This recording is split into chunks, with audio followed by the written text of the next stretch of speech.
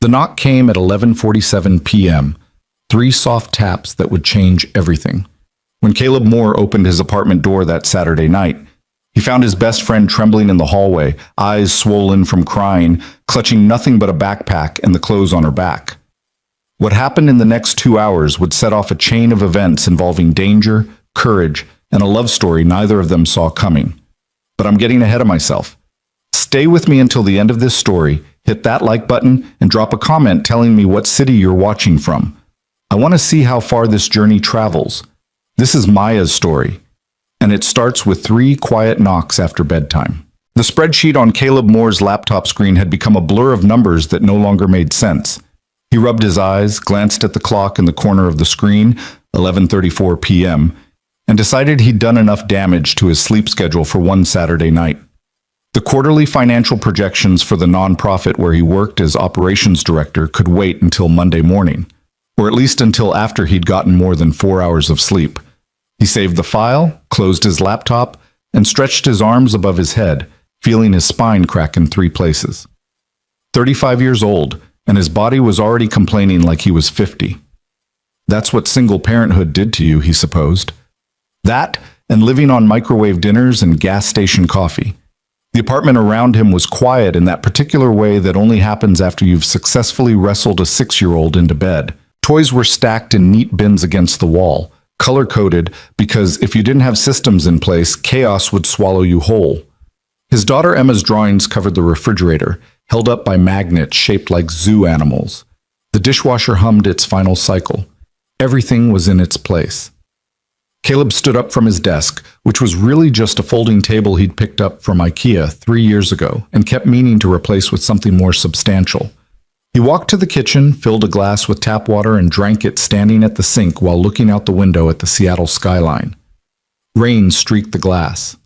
Of course it was raining. This was Seattle. If it wasn't raining, something was probably wrong with the universe. The building he lived in wasn't fancy, a 12-story brick structure built in the 1980s, with narrow hallways that smelled faintly of cleaning products and somebody's perpetual curry cooking. But it was affordable, close to Emma's school, and had a doorman who actually gave a damn about security. That mattered when you were raising a kid on your own. Caleb had lived here for 4 years, ever since his ex-wife Sarah had decided that motherhood wasn't her calling and that a marketing executive position in San Francisco was more important than the family she'd started. The divorce had been quick, brutal, and left Caleb with full custody of Emma and a profound distrust of anyone who used the phrase "finding myself." He didn't blame Sarah anymore. Not really. Anger was exhausting, and he'd learned that holding on to it was like drinking poison and expecting the other person to die. But he'd learned something else too, that he was capable of more than he'd ever given himself credit for, that he could be both mother and father to a little girl who still sometimes cried for the woman who'd left her. That love wasn't always romantic or passionate. Sometimes it was just showing up, day after day, even when you were tired enough to cry yourself. Caleb set the glass in the sink and was about to head to the bathroom to brush his teeth when he noticed it. The silence. Not just the silence in his own apartment, which was normal and expected, but the silence from next door. Apartment 7B, directly adjacent to his own, was home to Maya Collins and her boyfriend Ryan Hale.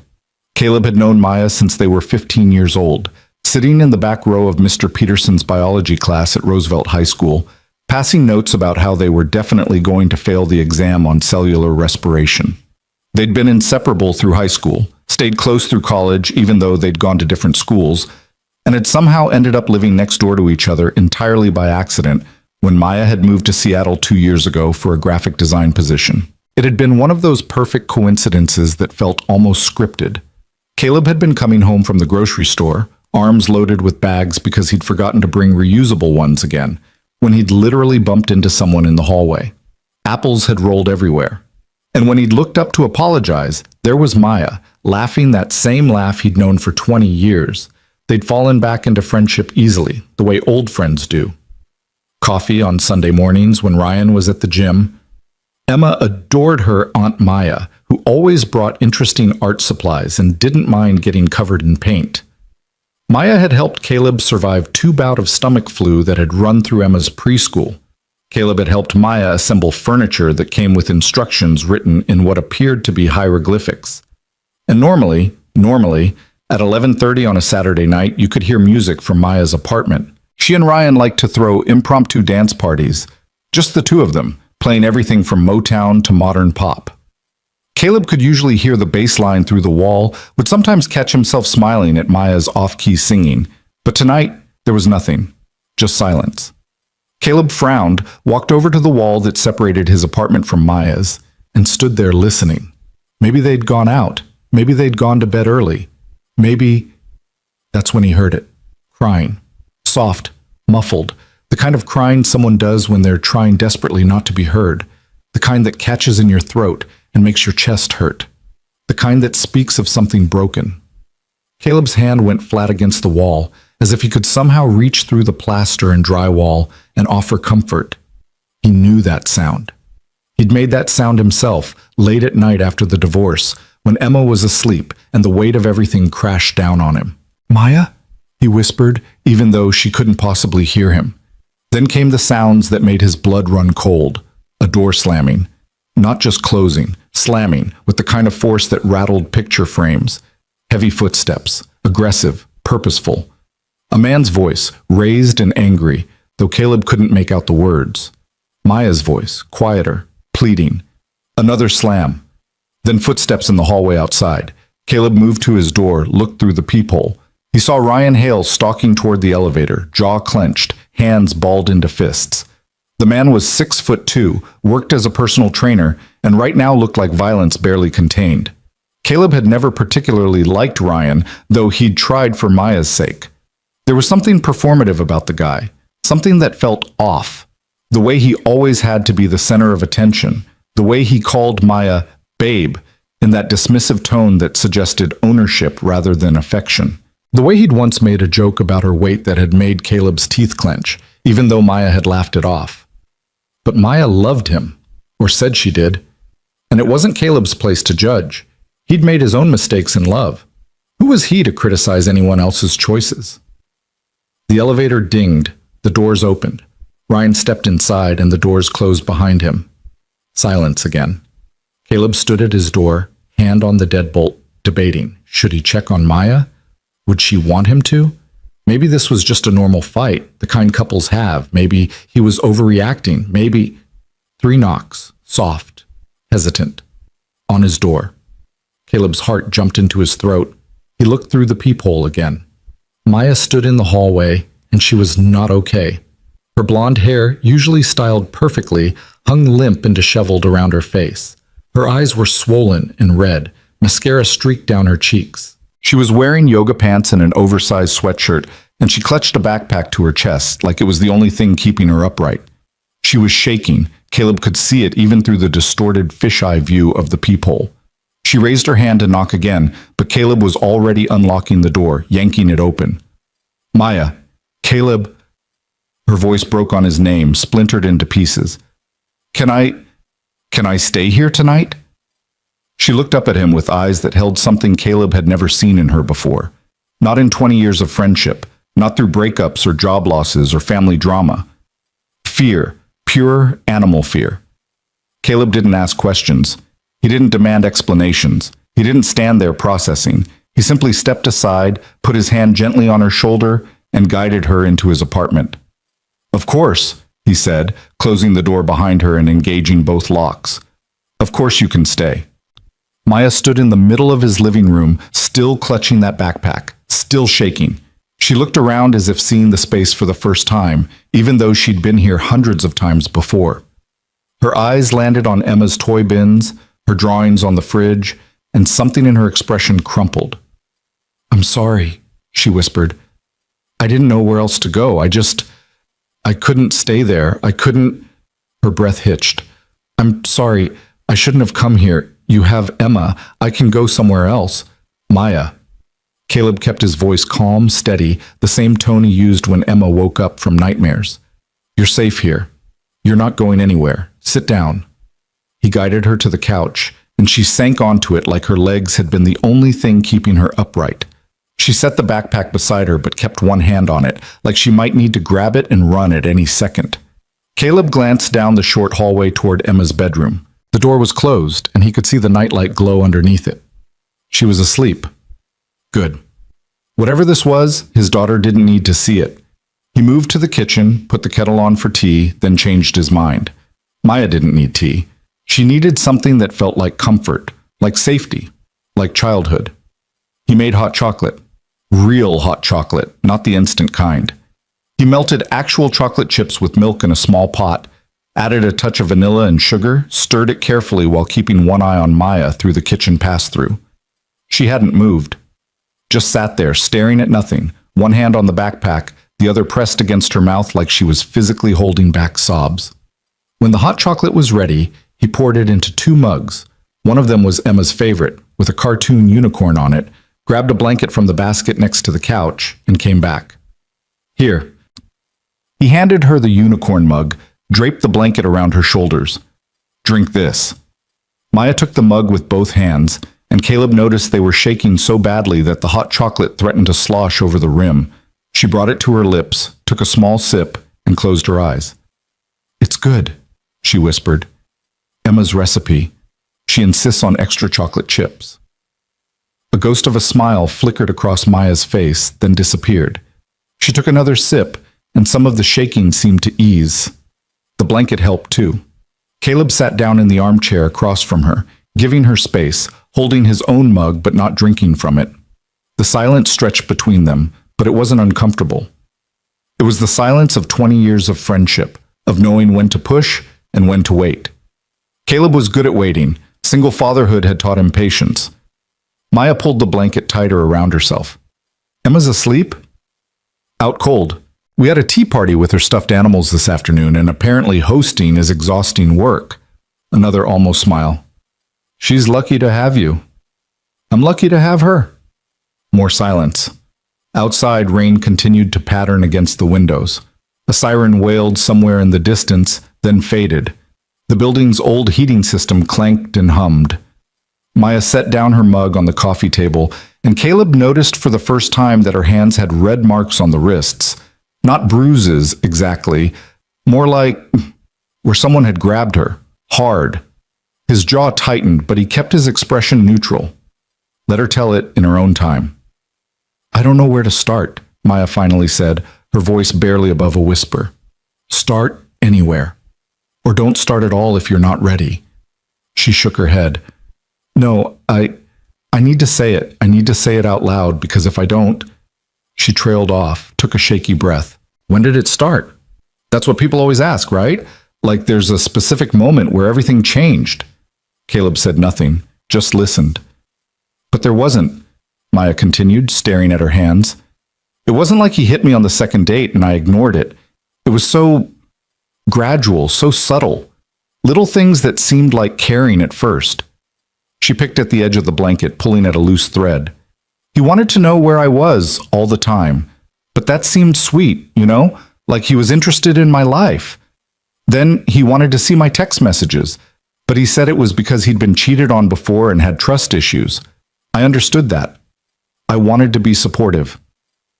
Her voice had gotten smaller, like she was ashamed. Then he started commenting on my clothes. Said certain outfits were too revealing, that I was attracting the wrong kind of attention. He said it was because he loved me, because he didn't want other guys hitting on me. And I believed him. I changed how I dressed. Caleb felt anger rising in his chest like a tide, but he forced it down. This wasn't about him. This was about Maya. He didn't like my friends, said they were a bad influence, that they didn't understand our relationship, so I stopped seeing them as much. Then he started critiquing my work, saying my designs were amateur, that I could do better if I just listened to his suggestions. My confidence just eroded, bit by bit. She looked up at Caleb then, and her eyes were full of something that looked like shame. I know what you're thinking. You're thinking I should have seen it, that I'm smart, that I'm strong, that I should have known better. But when you're in it, Caleb, when it's happening so slowly, you don't see it. You keep making excuses. You keep thinking if you just try harder, if you just love him better, it'll go back to how it was in the beginning. I'm not thinking that, Caleb said quietly. I'm thinking that you survived, that you're here now. Maya's eyes filled with fresh tears. She wiped them away angrily, like she was frustrated with herself for crying. Tonight, she took a shuddering breath. Tonight he'd been drinking. Not a lot, but enough. I made dinner, his favorite, this chicken marsala thing he loves, but I guess I didn't make it right. He said it was dry, said I couldn't even get a simple recipe right. I apologized, offered to order takeout, but he just kept picking at me. About the food, about how I'd loaded the dishwasher wrong, about how I'd spent too much money on art supplies this month. Her hands were shaking again. Caleb wanted to reach out, to take them in his, to offer some kind of physical comfort, but he stayed where he was. Let her tell it. I tried to change the subject, put on music, suggested we watch a movie. He said I was being dismissive of his feelings, that I never took his concerns seriously, and I snapped. For the first time in months, I pushed back. I told him I was tired of walking on eggshells, that nothing I did was ever good enough. Maya's voice had risen slightly, and she seemed to catch herself, glancing toward Emma's room. When she spoke again, it was quieter. He got this look on his face, this cold, hard look. He picked up his phone and threw it, not at me, but next to me. It hit the wall right beside my head, and I felt pieces of the case hit my face. It shattered, left a dent in the drywall. Caleb's hands clenched into fists. He forced them to relax. He stood there, breathing hard, and for a second, just a second, I thought he was going to apologize. But instead he said, "Look what you made me do." Like it was my fault, like I had thrown the phone. A tear slid down Maya's cheek. She didn't wipe it away this time. And I realized, this is how it happens. This is how people end up in situations they swore they'd never be in, because it's gradual, because you keep thinking it'll get better, because you've invested so much time and emotion that walking away feels like admitting failure. She looked directly at Caleb then, and her voice was stronger when she spoke. But when that phone hit the wall, something clicked in my brain, like a switch flipped. I thought about my mom, who always taught me that I was worth more than how any man treated me. I thought about Emma and what kind of example I'd be setting if she ever knew I stayed with someone who scared me. And I thought about you. Me? Yeah, you. Because you're a good man, Caleb, and I know what good men look like, because I've had one as my best friend for 20 years. They don't make you feel small. They don't control you. They don't throw things when they're angry. She pulled the blanket tighter. So when Ryan stormed out, said he was going to a bar to cool off, I grabbed my backpack. I took my laptop, my phone charger, my medications, some clothes, important documents. I didn't take time to think. I just moved, because I knew if I waited, if I talked myself out of it, I'd lose my nerve. "Does he know you're here?" Caleb asked. "I don't think so. He probably thinks I'm still in the apartment crying, waiting for him to come back so I can apologize." "You're not going to apologize." It wasn't a question. It was a statement. Maya met his eyes and shook her head. "No, I'm not. I'm done." "Good." They sat in silence for a moment. Caleb's mind was racing, running through logistics. She'd need a safe place to stay beyond tonight. She'd need to get the rest of her things from the apartment. She'd probably need legal advice, maybe a restraining order if Ryan didn't take her leaving well. But those were problems for tomorrow. Tonight, she just needed to feel safe. "You said you just need one night," Caleb said. "But that's not true, is it? You need more than one night." Maya's face crumpled. "I don't want to impose. You have Emma, you have work, you have your own life." "Maya." He leaned forward, keeping his voice gentle but firm. "You can stay as long as you need. Days, weeks, whatever it takes. You're not an imposition. You're family." The word hung in the air between them. Family. Not by blood, but by choice. By 20 years of showing up for each other. By trust that had been built moment by moment, coffee by coffee, late night conversation by late night conversation. Fresh tears spilled down Maya's cheeks, but these looked different. Less like grief, more like relief. "Thank you," she whispered. "Thank you, Caleb." He stood up, collected both their mugs, even though they were still half full. "You'll take my bed. I'll sleep on the couch." "No, I can't." "Yes, you can. The couch is actually pretty comfortable. Emma and I camp out on it sometimes when we have movie nights.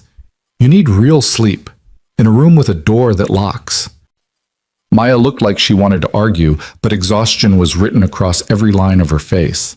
She nodded.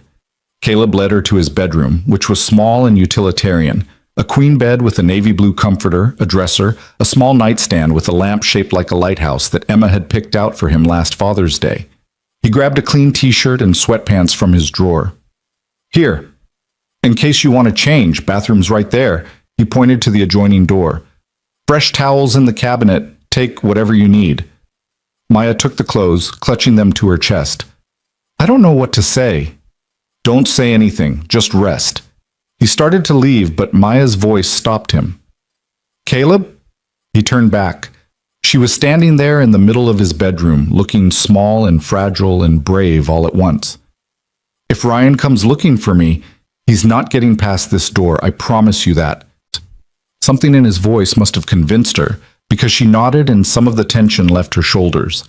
Caleb closed the bedroom door behind him and stood in the hallway for a moment, listening. He heard the soft click of the bathroom door, the sound of running water. Good. She was safe. She was here. He walked back to the living room, grabbed his phone, and set an alarm for 6 a.m. Emma usually didn't wake up until 7 on Sundays, which would give him time to explain to her that Aunt Maya was here and needed somewhere to stay for a while. Emma would be thrilled. She loved Maya. Caleb pulled a spare blanket and pillow from the hall closet, made up the couch with the efficiency of someone who'd done this before. He changed into pajama pants and a t-shirt, brushed his teeth, checked that all the locks on the front door were secure. Then he lay down on the couch and stared at the ceiling, listening to the sounds of his apartment. The hum of the refrigerator, the rain against the windows, the old building settling around him. From his bedroom, he heard the bathroom door open. Soft footsteps, the creak of the bed as Maya climbed in. A few minutes later, the light under the bedroom door went dark. Caleb closed his eyes, but sleep didn't come. His mind kept replaying the image of Maya in his doorway, shaking and scared. Kept imagining Ryan's phone hitting the wall beside her head. Kept thinking about all the signs he'd probably missed over the past 2 years, all the times Maya had seemed a little quieter, a little less like herself, and he'd assumed it was just stress from work or normal relationship stuff. He should have known, should have seen it, should have said something, but self-recrimination wasn't useful. What was useful was making sure Maya felt safe, making sure she had the support she needed to rebuild her life, making sure Ryan understood that she wasn't alone in this. Caleb's phone buzzed on the coffee table. He picked it up, half expecting it to be Ryan, but it was a text from Maya. Thank you for not asking questions, for just letting me in. He typed back, always. Get some sleep. A moment later, you too. Caleb set the phone down and pulled the blanket up to his chin. Outside, the rain had intensified, drumming harder against the windows. Somewhere in the building, someone's TV murmured. A door opened and closed. He thought about tomorrow, about the conversations they'd need to have, about how to help Maya get her things from next door safely, about whether she'd want to press charges, about how to protect her not just physically, but emotionally, as she navigated what would probably be one of the hardest transitions of her life. But those were problems for daylight. Right now, in the quiet dark of his apartment, Maya was safe. She was sleeping in his bed, behind a locked door, in a place where no one would hurt her. And Caleb was here, awake and watchful, ready to make sure it stayed that way. The couch was uncomfortable. His back would hate him in the morning. He had a 6-year-old who would wake up with 1,000 questions and probably want pancakes shaped like dinosaurs. But none of that mattered. Because 20 years ago, a 15-year-old girl had passed him a note in biology class that said, "Want to be lab partners? I promise not to set anything on fire." And he'd written back, "Deal." They'd been partners ever since, through high school drama and college stress and first jobs and heartbreaks and marriages and divorces, through every twist and turn that life had thrown at them. And if Maya needed a safe harbor in the middle of a storm, well, that's what partners were for. Caleb finally felt sleep beginning to pull at him, dragging him down into darkness. His last coherent thought before he drifted off was simple. She's safe. That's what matters. She's safe. And in the morning, they'd figure out the rest, together. Sunlight crept through the gaps in the curtains, falling across Caleb's face in thin golden lines. He opened his eyes slowly, disoriented for a moment by the unfamiliar angle of the ceiling. Right. The couch. He'd slept on the couch. His neck ached, a dull throb that radiated down into his shoulders. He sat up carefully, rolling his head from side to side, hearing vertebrae crack in protest. The apartment was quiet except for the familiar sounds of morning, traffic humming on the street below, someone's alarm beeping faintly through the walls, the building's pipes groaning as people started their showers. The clock on the cable box read 6:47 a.m. His alarm had gone off nearly an hour ago, but he'd barely registered it, dragging himself out of a dream he couldn't quite remember. Something about storms and locked doors. Then he remembered. Maya. Caleb stood up quickly, folding the blanket with automatic precision, stacking it with the pillow on the arm of the couch. He moved quietly toward his bedroom door, which was still closed. No sounds from inside. She was probably still asleep. Good. She needed it. He was halfway to the kitchen when he heard it, the soft pad of small feet on hardwood, the creak of a door opening. Daddy? Emma stood in her doorway, rubbing her eyes with one hand, clutching her stuffed elephant with the other. Her dark hair stuck up at odd angles, and she wore her favorite pajamas, the ones covered in astronauts and rockets that were getting too small, but that she refused to give up. Caleb's heart did what it always did when he saw his daughter first thing in the morning, swelled with a love so fierce it almost hurt. "Morning, Bug," he whispered, crouching down to her level. "Sleep okay?" She nodded, then squinted at the couch behind him, at the folded blanket and pillow. Her 6-year-old brain was already processing the inconsistency. "Why did you sleep out here?" Caleb had prepared for this question, had run through various explanations in the brief moments before sleep had claimed him last night. He believed in age-appropriate honesty with Emma. No lies, but no details that would scare her either. "Aunt Maya needed a place to stay last night," he said gently. "She's sleeping in my room. She had some trouble at her apartment and needed somewhere safe." Emma's eyes went wide. "Is she okay? Is she sick?" "She's not sick, Bug. Just going through a hard time. Sometimes grown-ups need help from their friends, just like you sometimes need help from yours." This made sense to Emma, who nodded solemnly. "Like when Sophie's parents got divorced and she came over a lot?" Sophie was Emma's best friend from school, whose parents had split up last year. Emma had asked 1,000 questions then, too, trying to understand the reshaping of her friend's world. "Kind of like that, yeah." "Can I see her?" "Not yet. Let's let her sleep." "But I bet she'd love to see you later. Maybe we can make her favorite breakfast when she wakes up. Do you remember what that is?" Emma scrunched up her face, thinking hard. Pancakes? No, wait. French toast with the cinnamon and the syrup. Exactly right. But first, how about we make some regular breakfast for you? Cereal? Toast? Cereal with the marshmallows? Nice try. Cheerios. Emma wrinkled her nose but didn't argue. She knew the rules about sugar cereal, weekends only, and only after real breakfast. Caleb stood up, took her hand, and led her to the kitchen, grateful for the normalcy of the routine. Pour the cereal, add the milk, cut up a banana, set it all on her special placemat. Emma climbed into her chair and started eating, swinging her legs under the table. Caleb made coffee, moving through the familiar motions while his mind churned through the day ahead. He needed to text his sister, see if she could take Emma for a few hours this afternoon. Maya would probably want to talk without little ears around. He needed to figure out the logistics of getting Maya's things from next door. He needed to. "Daddy, you're thinking too loud." Caleb looked down at his daughter, who was watching him with those dark, perceptive eyes that saw way too much for a 6-year-old. "Sorry, Bug, just planning the day." "Is Aunt Maya going to be okay?" The question was asked with such earnest concern that Caleb felt his throat tighten. He sat down at the table across from her. "Yeah," he said. "She's going to be okay. It might take some time, but she's strong, and she has people who care about her." "Like us?" "Like us." Emma nodded, satisfied, and went back to her cereal. Caleb sipped his coffee and watched her, thinking about the conversations he'd need to have as she got older, about how to recognize when someone treats you badly, about the difference between love and control, about how strength sometimes means asking for help. But those conversations were for later. For now, she just needed to know that Aunt Maya was safe. The bedroom door opened at 8:15. Caleb heard it from where he sat on the floor with Emma, helping her build an elaborate castle out of blocks. They both looked up as Maya appeared in the hallway, wearing Caleb's t-shirt and sweatpants, her hair pulled back in a messy ponytail. She looked exhausted, the kind of exhaustion that sleep doesn't fix, that comes from carrying too much for too long. But there was something different in her face, too, something that hadn't been there last night. Determination. "Aunt Maya!"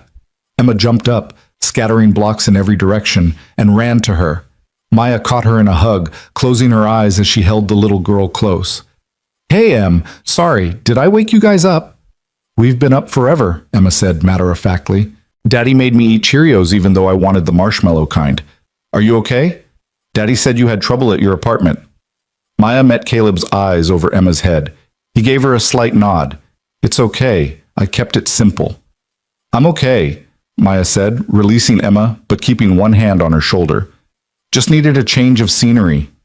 Daddy said we could make you French toast, the kind with cinnamon." "That sounds perfect." They moved to the kitchen, Emma chattering about her week at school, about how her friend Tyler had brought a frog for show and tell, and it had escaped and the teacher had screamed.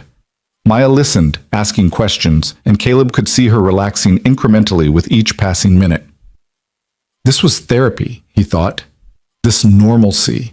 This mundane beauty of a Sunday morning with a 6-year-old who didn't know about abuse or fear or broken relationships, who just knew that someone she loved needed French toast. Caleb cooked while Maya and Emma set the table. He whisked eggs and milk and vanilla, dipped thick slices of bread, let them sizzle in butter on the griddle. The smell filled the apartment, cinnamon and sugar and comfort. Emma insisted on getting out the fancy plates, the ones with the floral pattern that Caleb's mother had given him and that he almost never used. They ate together at the small dining table, Emma between them, swinging her legs and talking nonstop. Maya managed to eat half of what was on her plate, which Caleb counted as a victory. He'd seen her during her last breakup in college. She'd lost 10 pounds in 2 weeks because she couldn't keep food down. After breakfast, Caleb caught Maya's eye and tilted his head toward Emma's room. Maya nodded, understanding. "Em, why don't you go play in your room for a bit? I need to talk to Aunt Maya about grown-up stuff." Emma looked between them, clearly curious, but she knew better than to argue when Caleb used that particular tone. "Can I watch a show instead? One episode of whatever you want." "Yes!" She scrambled off her chair and headed for the living room where the TV was already queued up to her favorite streaming service. Caleb and Maya moved to the kitchen where they could still see Emma but have some semblance of privacy. Maya leaned against the counter, arms crossed over her chest in a posture that looked defensive but that Caleb recognized as self-protective. "How did you sleep?" he asked quietly. "Better than I have in months, honestly. When was the last time you replaced that mattress? It's like sleeping on a cloud." 2 years ago. Emma kept sneaking into my bed and complaining that it was lumpy. A small smile flickered across Maya's face, then faded. "Caleb, I need to talk about what happens next. I can't hide out here forever." "You're not hiding. You're regrouping." Semantics. Important semantics. He poured himself more coffee, offered her a cup. She shook her head. "Have you thought about what you want to do?" Maya was quiet for a moment, staring at her hands. "I need to get my stuff. My real stuff. My computer, my portfolio, my clothes. The things that matter for work. But I can't go back there alone." "You won't. I'll go with you. Ryan might be there. I'm counting on it." Something in his voice made Maya look up sharply. "Caleb, I don't want this to turn into some macho confrontation thing. That's not what I need." "I know. What you need is to get your belongings safely and without being harassed or intimidated. And I need to make sure that happens. That's not macho. That's practical." Maya bit her lip, considering. "What about Emma?" "I'll call my sister. She's been wanting to take Em to that new indoor playground anyway. We'll do it this afternoon when Ryan's most likely to be at the gym." 3 o'clock on a Sunday, that's his usual time, right? Maya looked surprised that he knew Ryan's schedule, but she nodded. "Yeah, he's religious about it. Never misses a Sunday chess day." "Then that's when we go. We'll be quick, efficient, in and out in 30 minutes. He has a key to your apartment." The statement hung in the air between them. Caleb hadn't thought of that. Maya had Ryan's key to her place, which meant Ryan had Maya's keys, which meant, change your locks, Maya said, reading his mind. Or at least get the chain put on if you don't have one.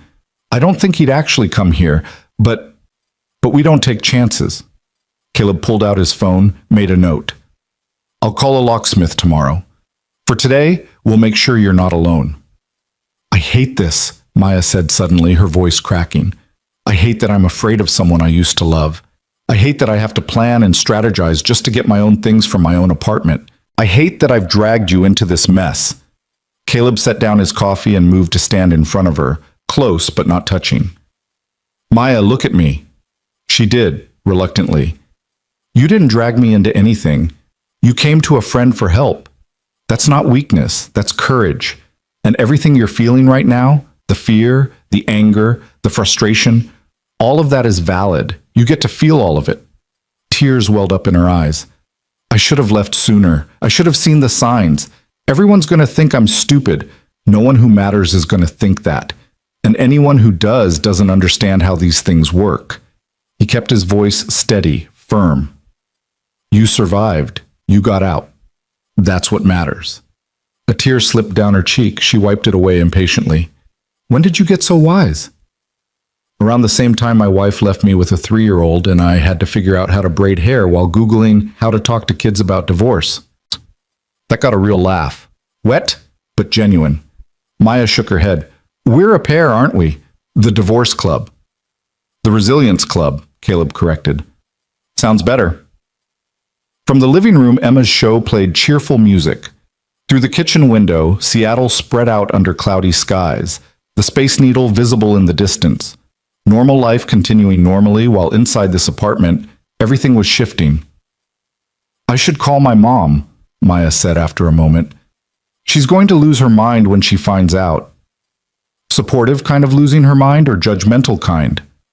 Supportive, definitely supportive. She never liked Ryan, said he reminded her of my dad before the divorce. Maya's expression turned thoughtful.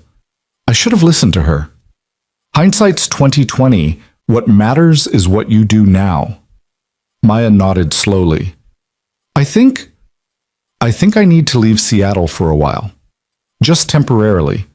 My cousin Rachel lives in Portland. She's been asking me to visit for months.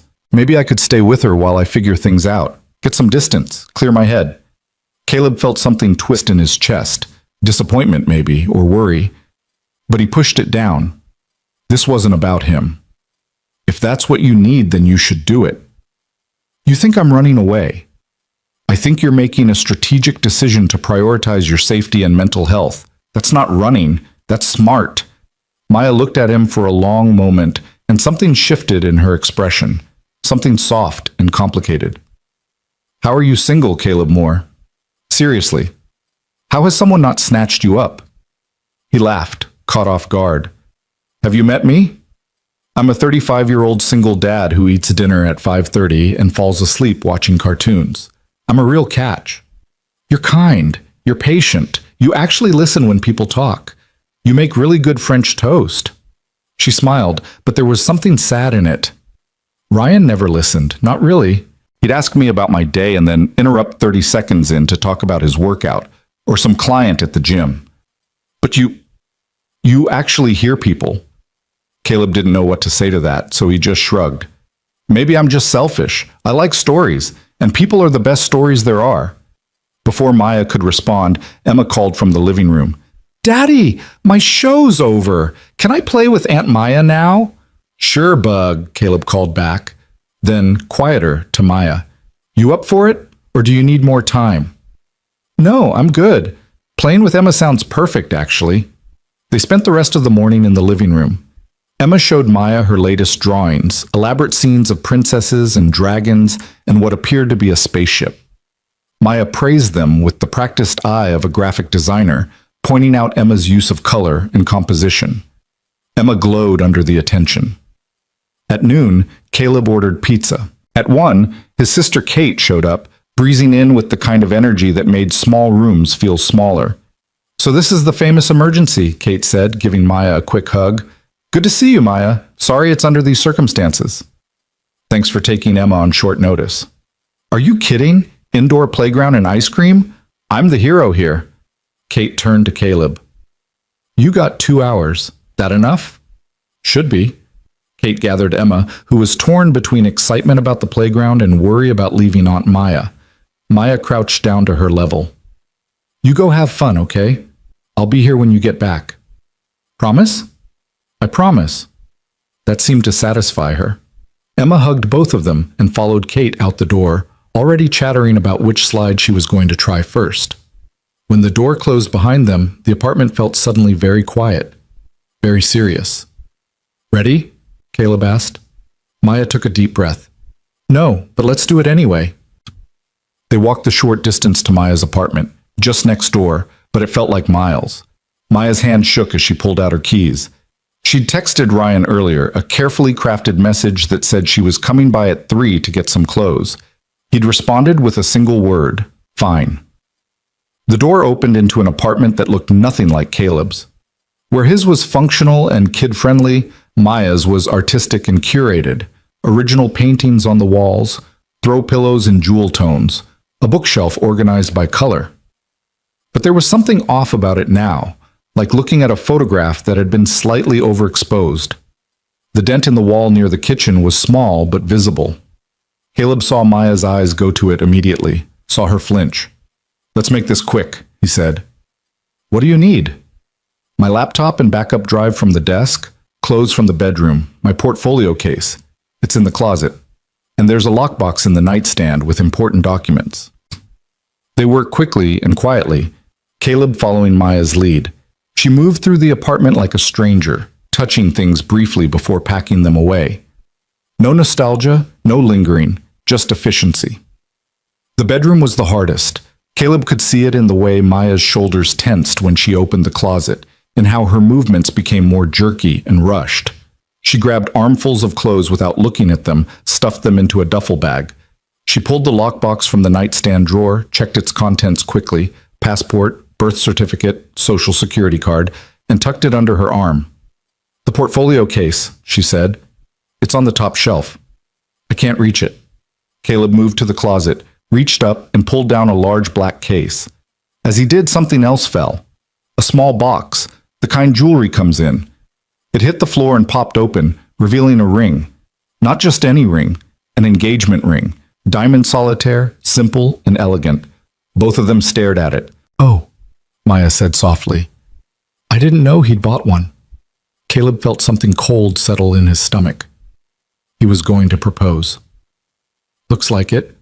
Maya's voice was flat, emotionless. She picked up the box, closed it with a snap, and set it on the dresser. Good thing I left when I did. She turned back to her packing, but Caleb could see the tension in her jaw, the way her hands trembled slightly as she zipped the duffel bag. He wanted to say something, but what was there to say? That she'd dodged a bullet? She knew that. That Ryan didn't deserve her? She knew that too. Sometimes there were no words that helped. Sometimes you just had to be present. They were loading the last box into Caleb's apartment when they heard it, the elevator ding. Heavy footsteps in the hallway. Ryan was home early. Maya froze, her eyes going wide. Caleb stepped in front of her instinctively, positioning himself between her and the hallway. Ryan rounded the corner and stopped dead when he saw them. He was exactly as Caleb remembered from last night, 6'2", athletic build, the kind of guy who wore tank tops even in winter to show off his arms. But now, in the fluorescent hallway lighting, Caleb could see the tight set of his jaw, the cold calculation in his eyes. Maya. Ryan's voice was controlled, too controlled. I got your text. We're just getting her things, Caleb said calmly. We'll be out of your way in a minute. Ryan's eyes flicked to him, dismissive. I wasn't talking to you. And I'm not talking for her, but we're leaving, so... Maya, can we talk? Alone? Maya's voice, when it came, was steadier than Caleb expected. No, Ryan. We can't. 5 minutes. That's all I'm asking. We can work this out. I know I screwed up, but we can fix this. We always fix things. There's nothing to fix. I'm done. Ryan took a step forward. Caleb matched it, keeping himself between them. Ryan noticed, and something flickered across his face. Anger, barely restrained. This is your doing, Ryan said, looking at Caleb now. You've been waiting for this, haven't you? Playing the nice guy, the supportive friend, just waiting for your chance. Ryan, Maya's voice cut through his accusations. Caleb has nothing to do with this. This is about you and me, about how you treated me, about choices you made. I made mistakes, I'll admit that, but you didn't have to run. You could have talked to me. I tried talking to you. You threw your phone at the wall next to my head. The words hung in the air, sharp and undeniable. Ryan's face flushed. I didn't throw it at you. I would never. You threw it close enough, and you blame me for it. Told me I made you do it. Caleb watched the exchange, every muscle in his body tense and ready. He'd never been in a fight as an adult. The closest he'd come was breaking up a shoving match at Emma's soccer game last season. But he would fight now if he had to. He would put himself between this man and Maya for as long as it took. Ryan's jaw worked like he was grinding his teeth. So what? You're just giving up? On us? On everything we built?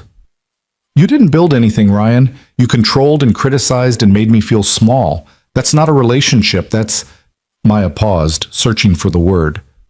That's a prison. The word hit like a slap. Ryan recoiled, genuine hurt flashing across his face before anger replaced it. Fine, he said, his voice turning cold. Fine. Run to your white knight here. See how long that lasts. You think he's any different? He's divorced, Maya. Single dad. Probably using you for babysitting. That's enough, Caleb said quietly. There was steel in his voice now, the kind that came from protecting what mattered. You need to leave. This is my building, too. Then go to your apartment. Maya has every right to collect her belongings. We're almost done. Give us 10 minutes and we'll be gone. Ryan looked like he wanted to argue. His hands clenched and unclenched at his sides, and for a moment Caleb thought it might actually come to blows. But then Ryan seemed to deflate slightly. Whatever, he muttered. Keep the stuff. I don't care. It's all cheap anyway. He brushed past them, shoulder-checking Caleb hard enough to make him stumble. The door to Maya's apartment opened and slammed shut with enough force to rattle the walls. Maya let out a breath she'd been holding. Her whole body was shaking now, adrenaline working its way through her system. Caleb put a gentle hand on her shoulder. You okay? She nodded, but tears were streaming down her face. Not sad tears, angry ones. I can't believe I loved him. I can't believe I let him talk to me like that for 2 years. Hey. Caleb turned her to face him. You got out. That's what matters. You stood up to him. You didn't back down. I wanted to, she admitted. When he asked to talk, part of me wanted to say yes. To explain. To make him understand. Isn't that crazy? It's not crazy. It's human. But you didn't do it. You held your ground. Maya wiped her eyes, smudging mascara she'd put on that morning in an attempt to feel normal. Can we please just finish and get out of here? They loaded the last of her things into Caleb's apartment, working quickly and silently. When the final box was stacked in his living room, Maya closed the door and leaned against it, eyes closed. I need to call my cousin, she said. See if I can stay with her for a while. When would you leave? Tomorrow, if she says yes. Is that okay? I know Emma wants to spend time with me. Maya, you do what you need to do. Emma will understand, and she'll see you when you come back. If I come back. The words were quiet, almost too quiet to hear, but Caleb heard them. He felt them settle somewhere in his chest, heavy and complicated. If, he echoed. Okay. Maya made the call while Caleb unpacked her things, trying to organize them in some sensible way in his small apartment. He could hear her talking to her cousin Rachel, explaining the situation in carefully modulated tones. Yes, she was safe. No, she wasn't hurt.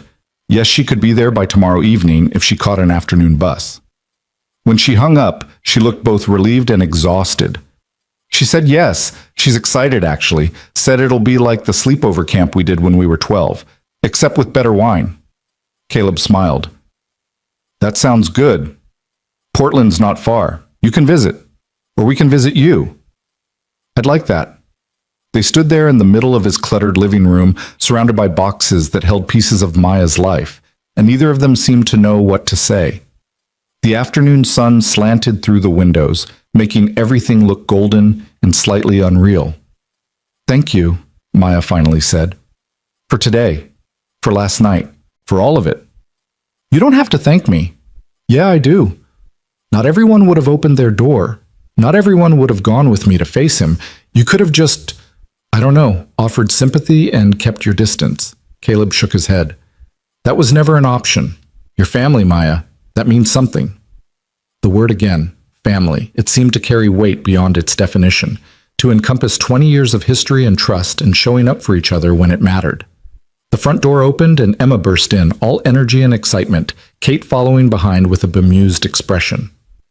"We went on the biggest slide ever," Emma announced, "and I got rainbow ice cream, and Aunt Kate let me go on the trampoline even though there was a sign that said, 'You have to be 7. "Shh," Kate said, putting a finger to her lips. "That part's a secret." Emma giggled, then ran to Maya. "Did you get all your stuff? Are you moving in with us?" Maya crouched down to Emma's level, brushing a strand of hair from the girl's face. "I'm going to visit my cousin in Portland for a while, sweetie, but I'll come back to see you, I promise." Emma's face fell. "When?" "I don't know yet, but soon, and we can video chat, okay? You can show me all your new drawings." "Okay." Emma hugged her tightly. "I'll miss you." "I'll miss you too, Em, so much." Caleb watched them, feeling that familiar tightness in his throat. Kate caught his eye and raised an eyebrow. "We'll talk later," her look said. He nodded. That evening, after Emma was asleep and Kate had gone home, Caleb and Maya sat on opposite ends of the couch with mugs of tea, not talking, just being. The TV played something neither of them was watching. Outside, the city lights twinkled against the dark sky. "I'm scared," Maya said suddenly. "Not of Ryan, of starting over, of being alone." "You're not alone." "You know what I mean, romantically, dating again, trusting again." She set down her mug. "What if I never do? What if this broke something in me that can't be fixed?" Caleb thought about his own divorce, about the year afterward when he'd been convinced he'd never trust anyone again, about how that had gradually changed, softened, become less a certainty and more a fear he could live with. "It didn't break you," he said. "It changed you. But change isn't the same as broken. You're going to heal, Maya, and when you're ready, if you're ready, you'll try again, but on your terms this time, with your eyes open." She looked at him, and in the dim light of the lamp, he couldn't quite read her expression. "What about you? Are your eyes open?" "What do you mean?" "I mean, when was the last time you went on a date? When was the last time you let someone in?" Caleb laughed, uncomfortable. "I'm a single dad. My idea of a wild Friday night is staying up past 10 to watch a documentary about penguins. That's not an answer." He sighed, running a hand through his hair. "I don't know, Maya. After Sarah, I guess I decided it was easier to focus on Emma, to not complicate things." "Safer, you mean?" "Yeah, safer." They sat with that truth hanging between them. Two people who'd been hurt, who'd built walls, who'd chosen the predictable over the possible. "We're a mess," Maya said, but she was smiling. The best people usually are. She laughed, and it was real and warm, and Caleb felt something in his chest loosen. She was going to be okay. It would take time. It would take work, but she was going to be okay. And maybe, eventually, so was he. The bus pulled away from the curb at 2:15 p.m. the next day, and Caleb stood on the sidewalk watching until it disappeared into Seattle traffic. Maya had waved from her window seat, her face a mixture of relief and uncertainty, and then she was gone. The walk back to his apartment felt longer than it should have. Caleb's phone buzzed in his pocket. A text from Kate asking how the send-off went. He typed back a quick response. "She's on her way." Then another from Maya herself, sent just minutes after the bus departed. "Thank you for everything. I mean it." He didn't know what to say to that, so he sent back a simple, "Be safe. Text when you get there." Emma was at school, wouldn't be home for another 2 hours. The apartment waited for him, too quiet now, Maya's absence somehow louder than her presence had been. The boxes they'd brought from her place still sat stacked against the wall. She'd taken only what she could carry on the bus, said she'd figure out the rest later. Caleb made himself coffee he didn't want and sat at his laptop, trying to focus on the quarterly projections that were due by end of week. The numbers swam on the screen, meaningless. He kept thinking about the way Maya had looked when she hugged him goodbye that morning, how she'd held on just a fraction longer than normal, how she'd whispered, "I don't know what I would have done without you," against his shoulder. He kept thinking about things he hadn't said, things that seemed too complicated to voice. 3 weeks passed like water through fingers. Maya texted regularly at first, photos of Portland's food trucks, updates on job interviews at design firms, selfies with her cousin Rachel at Powell's books. The text came with reassurances that she was doing better, sleeping better, feeling more like herself. Caleb responded to each one, kept the conversation light and supportive. Emma demanded video calls every few days, would spend 30 minutes showing Maya her latest school projects, while Maya praised every crayon stroke and glitter application. But something was shifting, some subtle change in the frequency of messages, the tone of their exchanges. Maya's texts became less frequent, more focused on surface-level updates. The video calls grew shorter, and Caleb told himself this was good, this was healthy. She was building a new life, finding her footing, moving forward. He told himself he wasn't disappointed. He told himself a lot of things. Work consumed him in the way it always did when he needed distraction. The nonprofit where he served as operations director was launching a new initiative to provide job training for homeless youth, and Caleb threw himself into budget planning and logistics with single-minded focus. He stayed late at the office, brought work home, filled every spare moment with productivity. Emma noticed, of course. Kids always noticed. "You're tired all the time now, Daddy," she said one night as he tucked her in, 2 weeks after Maya had left. "Like how you were when Mommy left." The observation hit him square in the chest. "I'm just busy with work, Bug. Big project coming up. Is Aunt Maya coming back soon?" "I don't know. Maybe." "Do you miss her?" Caleb smoothed the blanket over his daughter, buying himself time to find the right words. "Yeah, Em, I do, but I'm glad she's somewhere that makes her happy." Emma considered this with the gravity of someone much older than 6. Sophie's dad says that sometimes people need space to fix what's broken inside them. Is that what Aunt Maya's doing? Something like that. Where did you hear that? Sophie told me. After her parents got divorced, she said her dad needed space to fix his broken heart. Caleb felt his throat tighten. Sometimes his daughter's wisdom caught him completely off guard.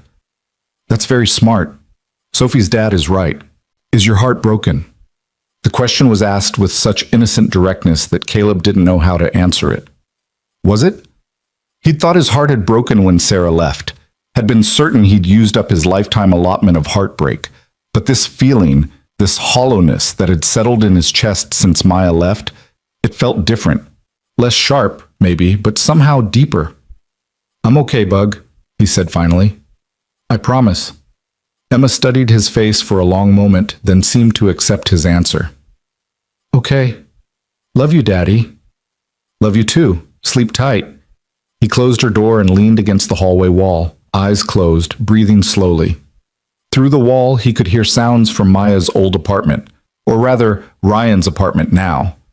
New sounds. Music he didn't recognize. A woman's laugh, high and bright. Ryan had wasted no time moving on, apparently. Caleb had seen her once, leaving the apartment in the morning, tall, athletic, blonde. Everything Maya wasn't, or maybe everything Ryan thought Maya should have been. It didn't matter. None of it mattered. Except it did, somehow. Caleb pushed off the wall and went to clean the kitchen, to restore order to the physical space since his internal landscape felt increasingly chaotic. He was loading the dishwasher when his phone rang. Not a text, an actual call. Maya's name lit up the screen. He answered immediately. "Hey, everything okay?" "Yeah, sorry, I know it's late there." Her voice sounded different somehow, steadier maybe. I wanted to hear your voice. Is that weird?" "Not weird. How are you?" "Good. Really good, actually. Rachel and I went hiking today at Silver Falls. It's beautiful here, Caleb. You and Emma should visit. She'd love it." "We'd like that." He sat down at the kitchen table, phone pressed to his ear. "How's the job hunt going?" "I actually have news about that. I got an offer. senior designer position at a boutique agency downtown. They do really cool work. Local businesses, startups, some nonprofit clients. It's exactly the kind of thing I've been wanting to do. Caleb felt genuine happiness for her, mixed with something else he didn't want to examine too closely. Maya, that's amazing. Congratulations. Thanks. I start in 2 weeks. A pause. Which means I'll be staying here, in Portland. For real. There it was. The thing he'd known was coming but hadn't let himself think about. Maya wasn't coming back to Seattle. She was building a life somewhere else, somewhere better, somewhere that didn't hold painful memories. That's really great, he managed. I'm happy for you. Are you? You sound weird. Just tired. Long day. He rubbed his eyes. Seriously, Maya, this is good news. You deserve it. She was quiet for a moment. I miss you guys. I miss Emma's random questions and your terrible dad jokes and Sunday morning pancakes. We miss you too. But I can't come back, Caleb. Not to Seattle. Not to that apartment building with Ryan next door. Every time I think about it, I feel like I can't breathe. I know, I get it. You have to do what's right for you. I wish... She trailed off, didn't finish the thought. What? Nothing. Doesn't matter. Her voice brightened artificially. How's Emma? She sent me 17 pictures of her Halloween costume ideas. I think she's going for world's most elaborate princess astronaut dragon hybrid. They talked for another 20 minutes, falling into easier conversation about Emma's latest school drama, about Rachel's terrible cooking, about the podcast Caleb had started listening to during his commute. By the time they hung up, things felt almost normal again. Almost. That night, Caleb lay in bed staring at the ceiling, thinking about the things people don't say, about the space between I miss you and come back, about how you could be happy for someone and sad for yourself at the same time. He thought about Maya's question, is your heart broken? Maybe. Maybe it was. November arrived cold and wet, typical Seattle weather that matched Caleb's mood. He focused on work, on Emma, on the daily mechanics of life. Thanksgiving came and went, dinner at Kate's house, Emma eating her weight in mashed potatoes, Caleb deflecting questions about whether he was dating anyone. Maya called on Thanksgiving, FaceTimed with Emma for an hour, while the girl showed her the turkey she'd helped make out of construction paper. After Emma ran off to play with her cousins, Maya lingered on the call. You doing okay? She asked. You look tired. Everyone keeps telling me that. Maybe I should sleep more. Maybe you should talk about what's actually bothering you. Caleb glanced around to make sure Emma was out of earshot. I'm fine, Maya. Just adjusting to you not being next door, I guess. Stupid, right? You were only here for 2 days. Not stupid. Her voice was soft. I miss having you next door, too. Miss knowing I could just knock if I needed someone. You can still call, anytime. It's not the same. No, Caleb admitted. It's not. They looked at each other through their screens, two people separated by geography and circumstance and things that felt too fragile to name. December brought rain that turned to ice, holiday decorating, and Emma's school winter concert where she sang Jingle Bells with more enthusiasm than accuracy. It also brought an unexpected email in Caleb's work inbox, subject line, Seattle Conference, Design and Nonprofit Collaboration. He almost deleted it as spam, but something made him open it.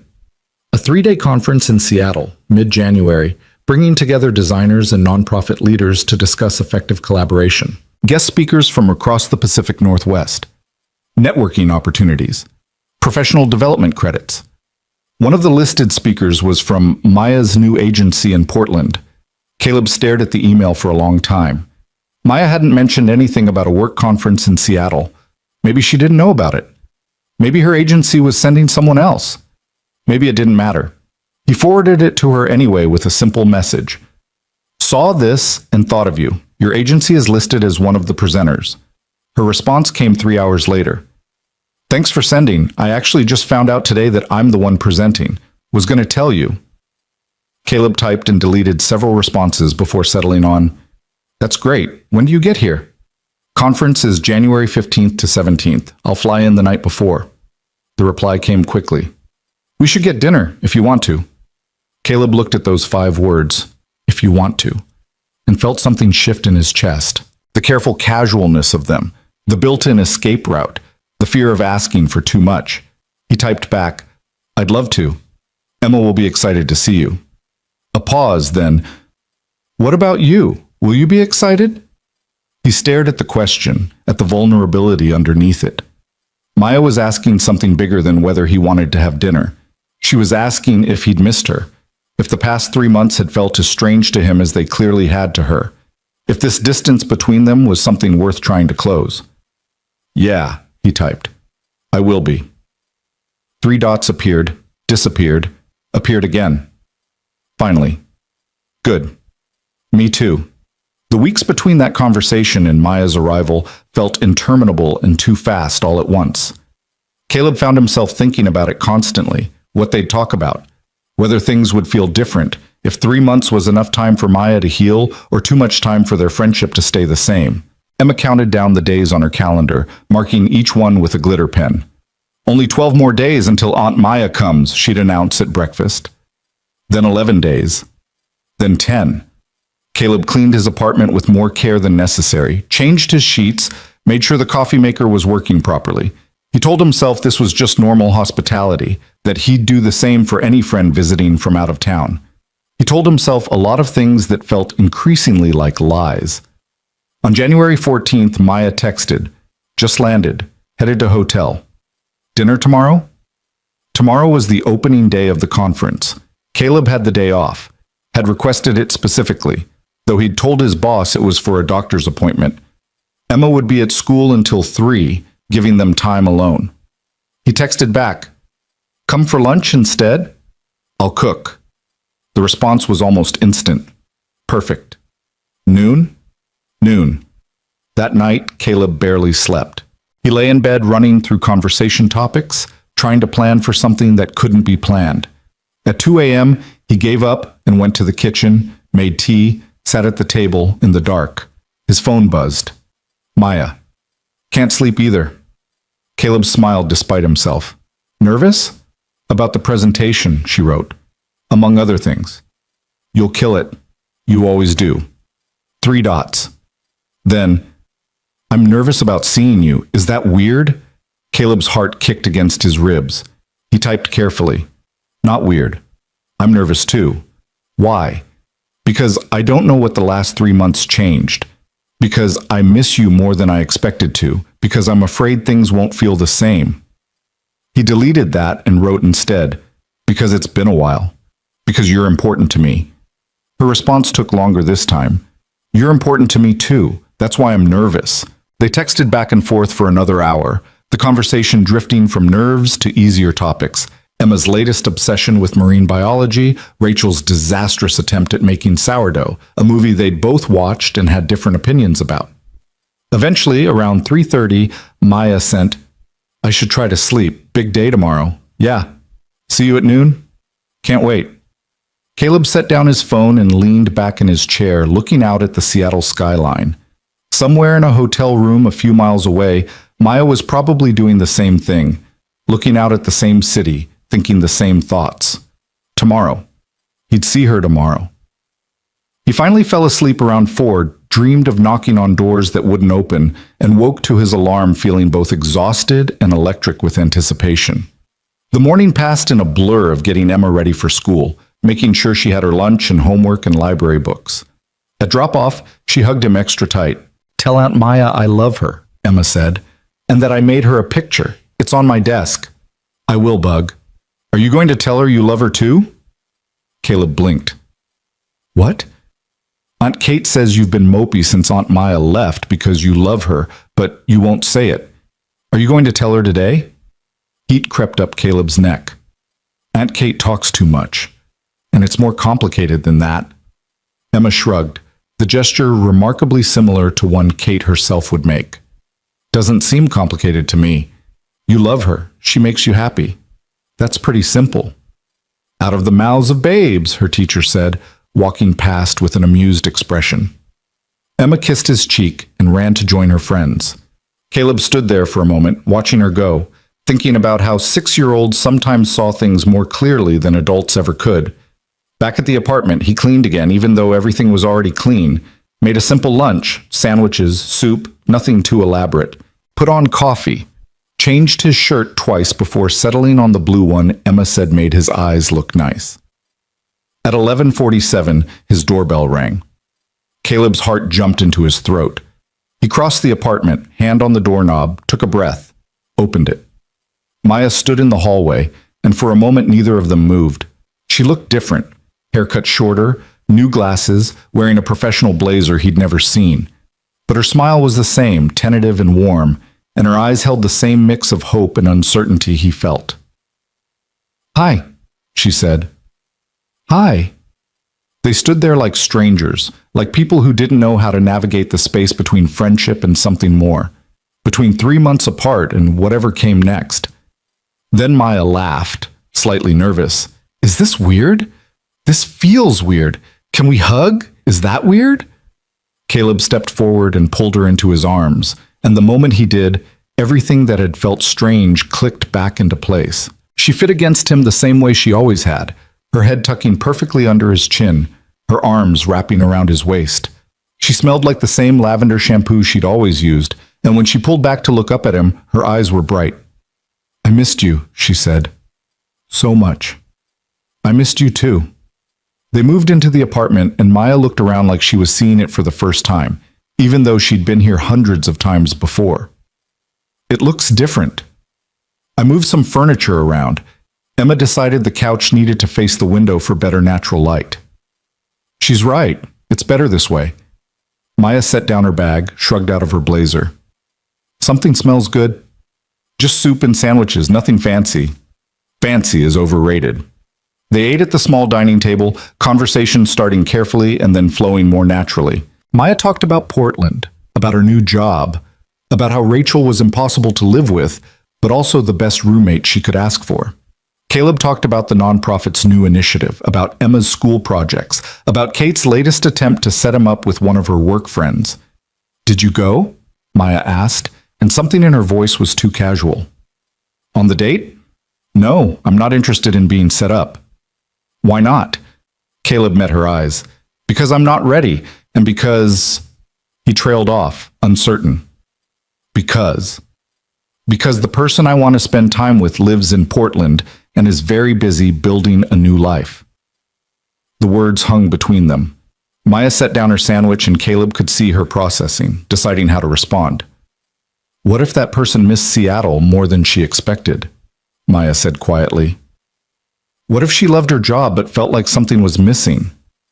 Then maybe she should figure out what that missing piece is." "I think I know what it is." Maya's voice was barely above a whisper. "I think I've known for a while." Caleb's heart was pounding now. "Maya, I need to tell you something, and I need you to let me say it all before you respond, okay?" He nodded, not trusting his voice. Maya took a breath. "When I left Seattle, I told myself I needed space to heal, to figure out who I was without Ryan, without someone else defining me. And that was true. I did need that. These past 3 months have been good for me. I've been in therapy, I've built a support system, I've started feeling like myself again." She twisted her hands together, not quite meeting his eyes. "But what I didn't expect was how much I'd miss you. Not just as a friend, Caleb. I missed you in a way that felt different. Every time something good happened, you were the first person I wanted to tell. Every time something was hard, I wanted to call you. And I started wondering if maybe—" She finally looked up at him, and her eyes were full of something that made it hard to breathe. "If maybe what I felt that night when I knocked on your door wasn't just gratitude or relief. If maybe it was something I've been feeling for a while but was too scared to admit. Because you're my best friend, and I didn't want to ruin that. And because I just got out of something terrible, and I don't trust my own judgment." Caleb wanted to speak, but he'd promised to let her finish. "My therapist asked me what I wanted," Maya continued. "Not what I thought I should want, not what was smart or safe, just what I wanted. And the answer was immediate. You. I wanted you." She laughed, slightly unsteady. "But then I panicked, because what if I'm not ready? What if I'm just projecting safety onto you because you were there when I needed someone? What if I'm confusing love with gratitude?" "Are you?" Caleb managed. "Confusing them?" Maya shook her head slowly. "No, I don't think I am. I think I've been in love with you for years and didn't let myself see it.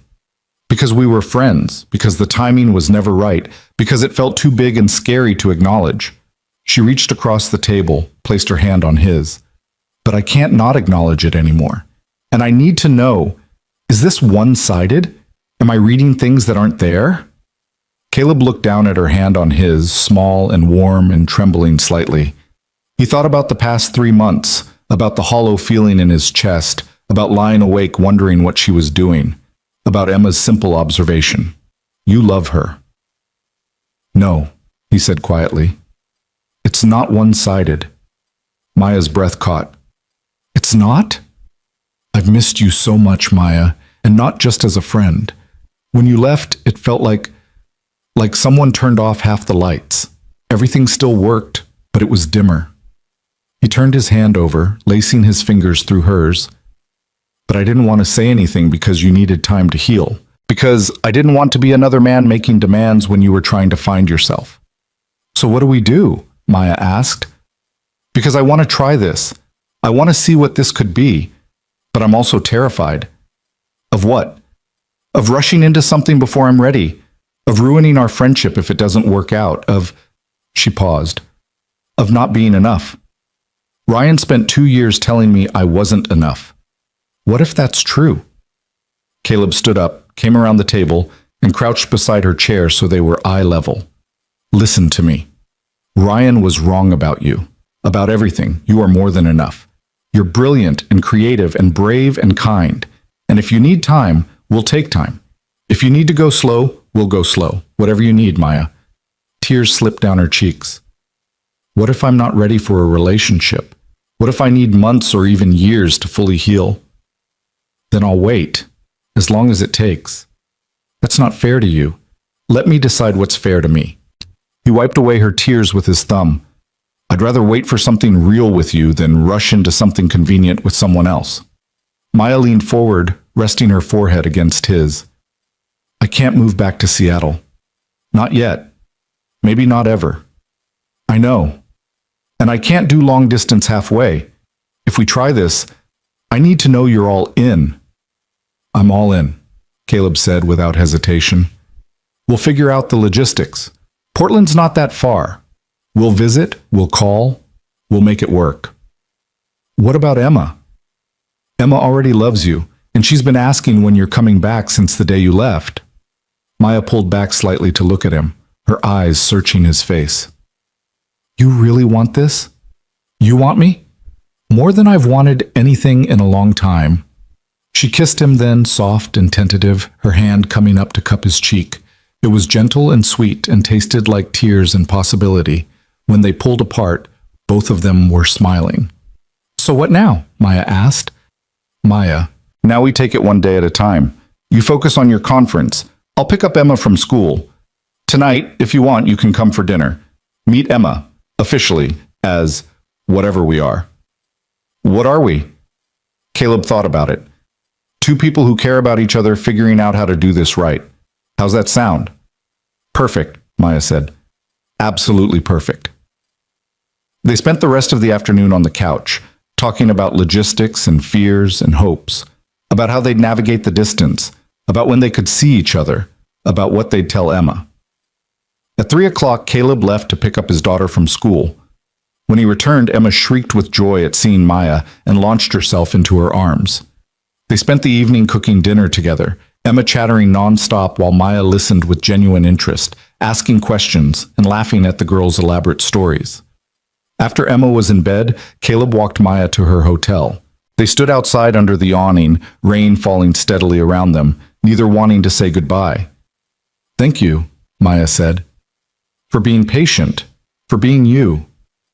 Thank you for knocking on my door that night, she smiled. Best decision I ever made.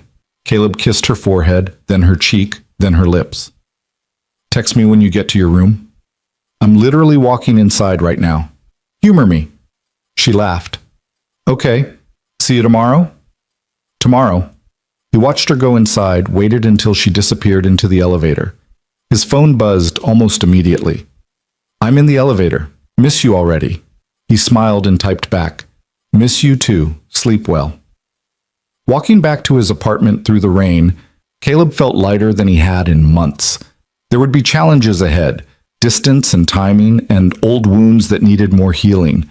But for the first time in a long time, he felt hopeful. Sometimes love knocked quietly when you least expected it.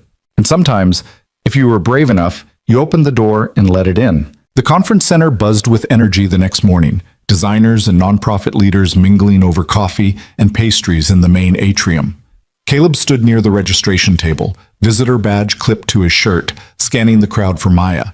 She'd texted him at 7 saying she was running through her presentation one more time, that she was nervous, that she'd see him before her session at 10. He spotted her near the stage, talking animatedly with a woman in a red blazer. Even from across the room, Caleb could see the confidence in Maya's posture, the way she gestured while she spoke, completely at ease in her element. This was the Maya he remembered from college, before Ryan, before the gradual erosion of her self-assurance. She'd found herself again in Portland, and watching her now, Caleb felt a surge of pride mixed with something deeper. She caught his eye and smiled, excusing herself from the conversation. As she walked toward him, weaving through clusters of attendees, Caleb noticed other people noticing her. A man in an expensive suit did a double take. 2 women whispered to each other as she passed. Maya seemed oblivious to the attention, focused only on reaching him. "Hey," she said when she was close enough. "You came." "Of course I came. Wouldn't miss it." "It's probably going to be boring. Lots of technical stuff about collaboration frameworks and design thinking. I doubt anything you present could be boring." Maya's cheeks flushed slightly. She glanced around, then lowered her voice. "I keep thinking about yesterday, about what we said." "Having second thoughts?" "No, the opposite, actually. I keep thinking I should be more scared than I am, but I just feel happy." "Is that weird?" "Not weird," Caleb said. "Not weird at all." A voice crackled over the PA system, announcing that sessions would begin in 15 minutes. Maya straightened her blazer, took a breath. "Wish me luck?"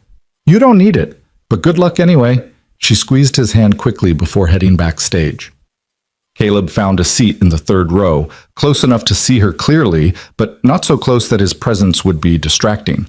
The auditorium filled around him, professional murmurs and the rustle of programs, the click of laptops opening. When Maya took the stage, something shifted in the room. She commanded attention not through force, but through genuine passion for her subject. Her presentation focused on how thoughtful design could amplify nonprofit messaging, complete with case studies from her work in Portland. She spoke about empathy, about understanding audiences, about creating visual narratives that moved people to action. Caleb watched, mesmerized, not just by the content, but by her delivery.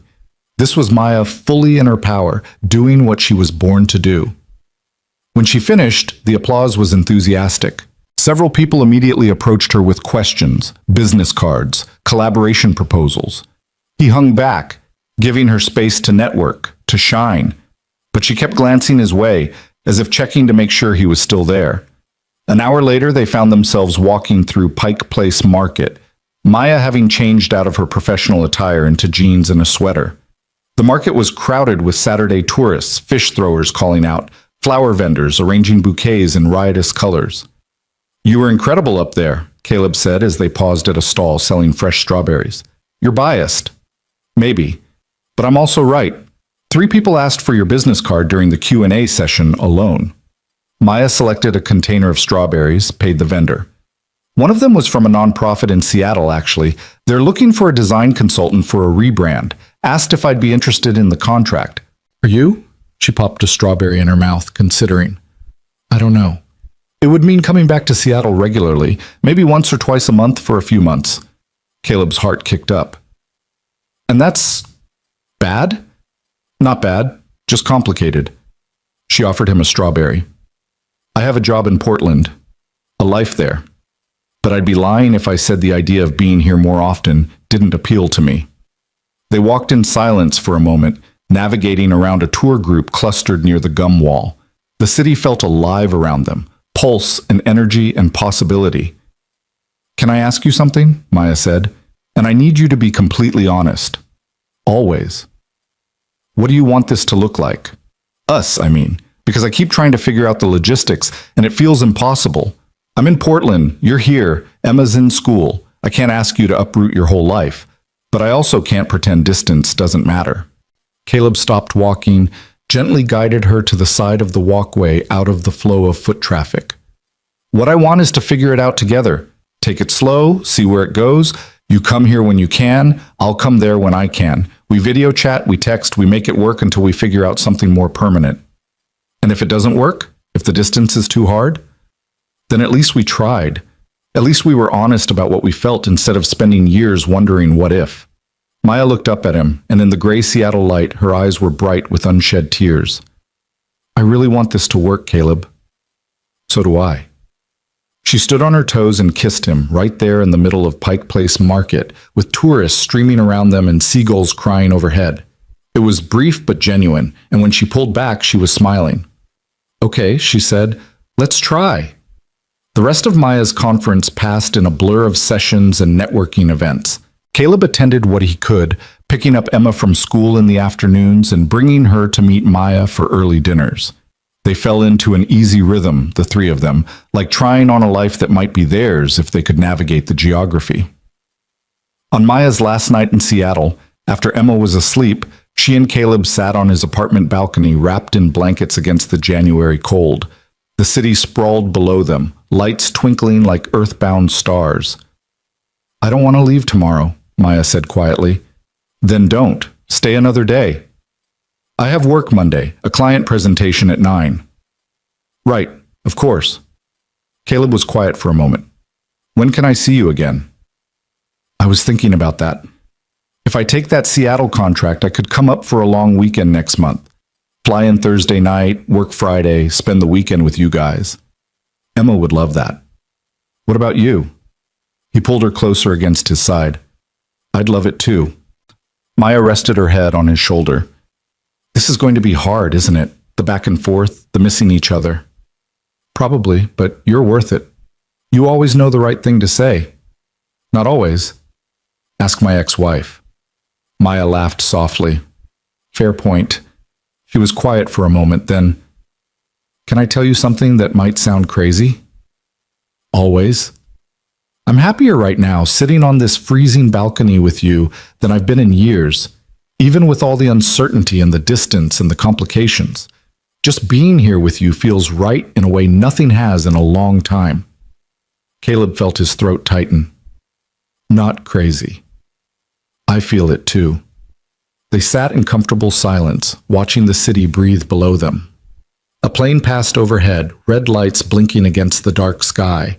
Somewhere nearby, someone was playing music, the bass line carrying on the cold air. I should probably go, Maya said eventually, though she made no move to get up. Early flight tomorrow. 5 more minutes. Okay. 5 more minutes. They sat there for 20, neither wanting to break the spell, neither willing to acknowledge that morning would come too soon. When Maya finally left, Caleb stood in his doorway watching her walk down the hall to the elevator. She turned back once, blew him a kiss, and then she was gone. The apartment felt emptier than it had in months. February arrived with unusual snow, transforming Seattle into something magical and impractical.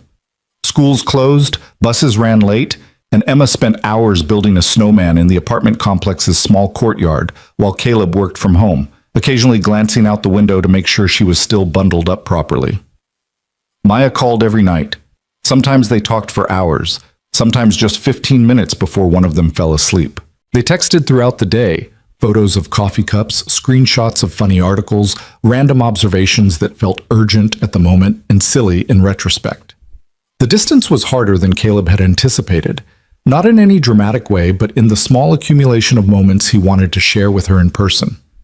Emma's school play where she forgot her lines and improvised a song about pickles instead. The sunset he saw driving home that painted the sky in impossible colors. The night he couldn't sleep and wanted nothing more than to knock on her door and talk until dawn. But they made it work. Maya took the Seattle contract and flew up the first weekend of February as planned. She stayed in a hotel. Let's take things slow, she'd said, and Caleb agreed even though slow was starting to feel unnecessarily cautious. and spent Friday working with the nonprofit client downtown. Friday night, Caleb arranged for Kate to watch Emma, and he took Maya to a small Italian restaurant in Capitol Hill that had been there since before either of them was born. They sat in a corner booth, sharing plates of pasta and a bottle of wine, talking about everything and nothing. "Tell me about your week," Maya said, twirling linguine around her fork. "Meetings mostly, budget reviews, the joys of nonprofit operations." Caleb sipped his wine. "Emma's teacher called. Apparently she's been telling everyone at school that she's going to be a marine biologist and move to the ocean." "That's adorable." "It is until you remember we live in Seattle, which is on the ocean, and she specifically wants to move to where the whales live. I think she means Alaska." Maya laughed. "She has ambition. I like it." "She asked about you yesterday. Wanted to know when you're moving back." The laughter faded from Maya's face. "What did you tell her?" "That you have an important job in Portland. That you visit when you can." Caleb set down his glass. "She asked if you're my girlfriend." "Oh, what did you say to that?" "I said it's complicated," which earned me a very impressive eye roll for a 6-year-old. Apparently, "it's complicated" is not an acceptable relationship status in her world. Maya was quiet for a moment, studying her plate. "What would you have said if it wasn't complicated?" "What do you want me to say?" She met his eyes. "The truth." Caleb reached across the table, took her hand. "The truth is, I care about you deeply. The truth is, I think about you constantly. The truth is, when Emma asks if you're my girlfriend, I want to say yes, but I also want to respect whatever pace you need to set. What if I don't want to go slow anymore?" His heart stuttered. "Then we don't go slow." "I've been thinking," Maya said, her thumb tracing circles on his palm, "about what my therapist said, about not letting fear make my decisions. I've been so worried about rushing into something, about repeating old patterns, that maybe I've been holding back from something good." "Maya, let me finish, please." She took a breath. "You're not Ryan. You've never been anything like Ryan. And what we have isn't me looking for someone to save me. It's two people who have known each other for 20 years choosing to see if there's more there. And I think there is. I know there is." Caleb's grip on her hand tightened. "So what are you saying?" "I'm saying yes, I'm your girlfriend. If you want me to be. I'm saying let's stop pretending this is casual or tentative. I'm in, Caleb, completely." He was around the table before he could think, pulling her up into his arms, kissing her properly for the first time without the weight of uncertainty hanging over them. The other diners pretended not to stare. The waiter discreetly gave them space. When they finally broke apart, both breathless, Maya was grinning. "So I'm guessing that's a yes?" "That's a definite yes." They stayed at the restaurant until closing, talking about what this meant, about how to tell Emma, about the practicalities of a long-distance relationship. They agreed to visit each other as often as work and parenting allowed. They agreed to be honest about when things were hard. They agreed to give this everything they had. Walking back to her hotel through the snowy streets, fingers laced together, Caleb felt something he hadn't felt since before his divorce: genuine hope for the future. The weekend passed too quickly. Saturday, they took Emma to the aquarium, watching her press her face against the glass of the shark tank while Maya took what felt like 100 photos. Sunday, they made breakfast together, Emma insisting on helping flip pancakes and getting batter everywhere. When it was time to take Maya to the airport Sunday afternoon, Emma cried. Not dramatic sobs, but quiet tears that somehow felt worse. "When will you come back?" she asked, hugging Maya tight. "Soon, sweetie. Maybe next month." "That's forever." "I know it feels like that, but time goes faster than you think, and we can video chat whenever you want." Emma pulled back, wiping her eyes. "Promise you'll come back?" "I promise." At the airport, Caleb walked Maya as far as security would allow. They stood off to the side, out of the main flow of travelers, neither wanting to say goodbye. "Thank you for this weekend," Maya said. "For all of it." "Thank you for saying yes." She smiled. "Easiest decision I've ever made." Then her expression grew more serious. "This is going to be hard, Caleb. The distance, the missing each other. Are you sure you're ready for that?" "I've never been more sure of anything." She kissed him one more time, long and deep, memorizing the moment. Then she pulled back, grabbed her carry-on, and headed toward security. She turned back twice, once to wave, once to blow a kiss. Caleb stood there until she disappeared from view, then drove home through streets that felt grayer than they had that morning. March tested them. Maya's work schedule intensified with multiple client deadlines. Caleb dealt with a funding crisis at the nonprofit that required long hours and emergency board meetings. Their nightly calls became shorter, sometimes reduced to hurried texts. A planned visit got canceled when Emma came down with the flu. They had their first real fight on a Tuesday night at the end of the month. Caleb had been trying to coordinate a weekend visit, but Maya kept saying she needed to check her calendar, that work was crazy, that she'd let him know. "It feels like you're avoiding coming here," Caleb said, frustration bleeding through despite his attempt to stay calm. "I'm not avoiding anything. I'm dealing with reality. I can't just drop everything and fly to Seattle whenever we feel like seeing each other." "I'm not asking you to drop everything. I'm asking you to prioritize us." "That's not fair. I am prioritizing us. But I also have a job that matters to me, responsibilities I can't ignore." "So do I, Maya. But I make time." The silence that followed was sharp, brittle. "Are you saying I'm not making time?" Her voice was quiet, dangerous. Caleb closed his eyes, recognized he'd stepped over a line. "No, that's not what I meant. I'm sorry. I'm just frustrated." "So am I. You think this is easy for me? Being away from you, from Emma? I hate it, Caleb, but I can't just abandon the life I've built in Portland." "I'm not asking you to." "Then what are you asking?" It was the question underneath everything, the one they'd been dancing around for weeks. What was he asking? For her to move back? For him to move there? For some magic solution that made geography irrelevant? "I don't know," he admitted. "I just miss you. And I'm taking it out on you, which isn't fair. I'm sorry." Maya's sigh carried clearly through the phone. "I miss you too, and I'm sorry I've been distant. Work has been insane, and I've been stressed, and instead of talking to you about it, I've been pulling away. So let's talk about it, right now, no more pulling away." They stayed on the phone for 2 hours, talking through the hard stuff, the loneliness, the frustration, the fear that maybe they'd been wrong about this working. By the end, they hadn't solved anything concrete, but they felt closer for having been honest. "We'll figure it out," Maya said as they were finally saying goodnight. "I don't know how yet, but we will." "Yeah," Caleb agreed. "We will." April brought rain and cherry blossoms and Maya's birthday. Caleb flew to Portland for the weekend, his first time visiting her there. Rachel picked him up from the airport, gave him a quick hug, and immediately launched into stories about Maya that made him laugh.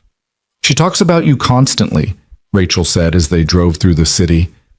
"It's actually kind of disgusting how happy you make her." "The feeling's mutual." "Good. Because if you hurt her, I know 12 different ways to dispose of a body." Noted. Maya's apartment was in a renovated warehouse in the Pearl District, all exposed brick and high ceilings.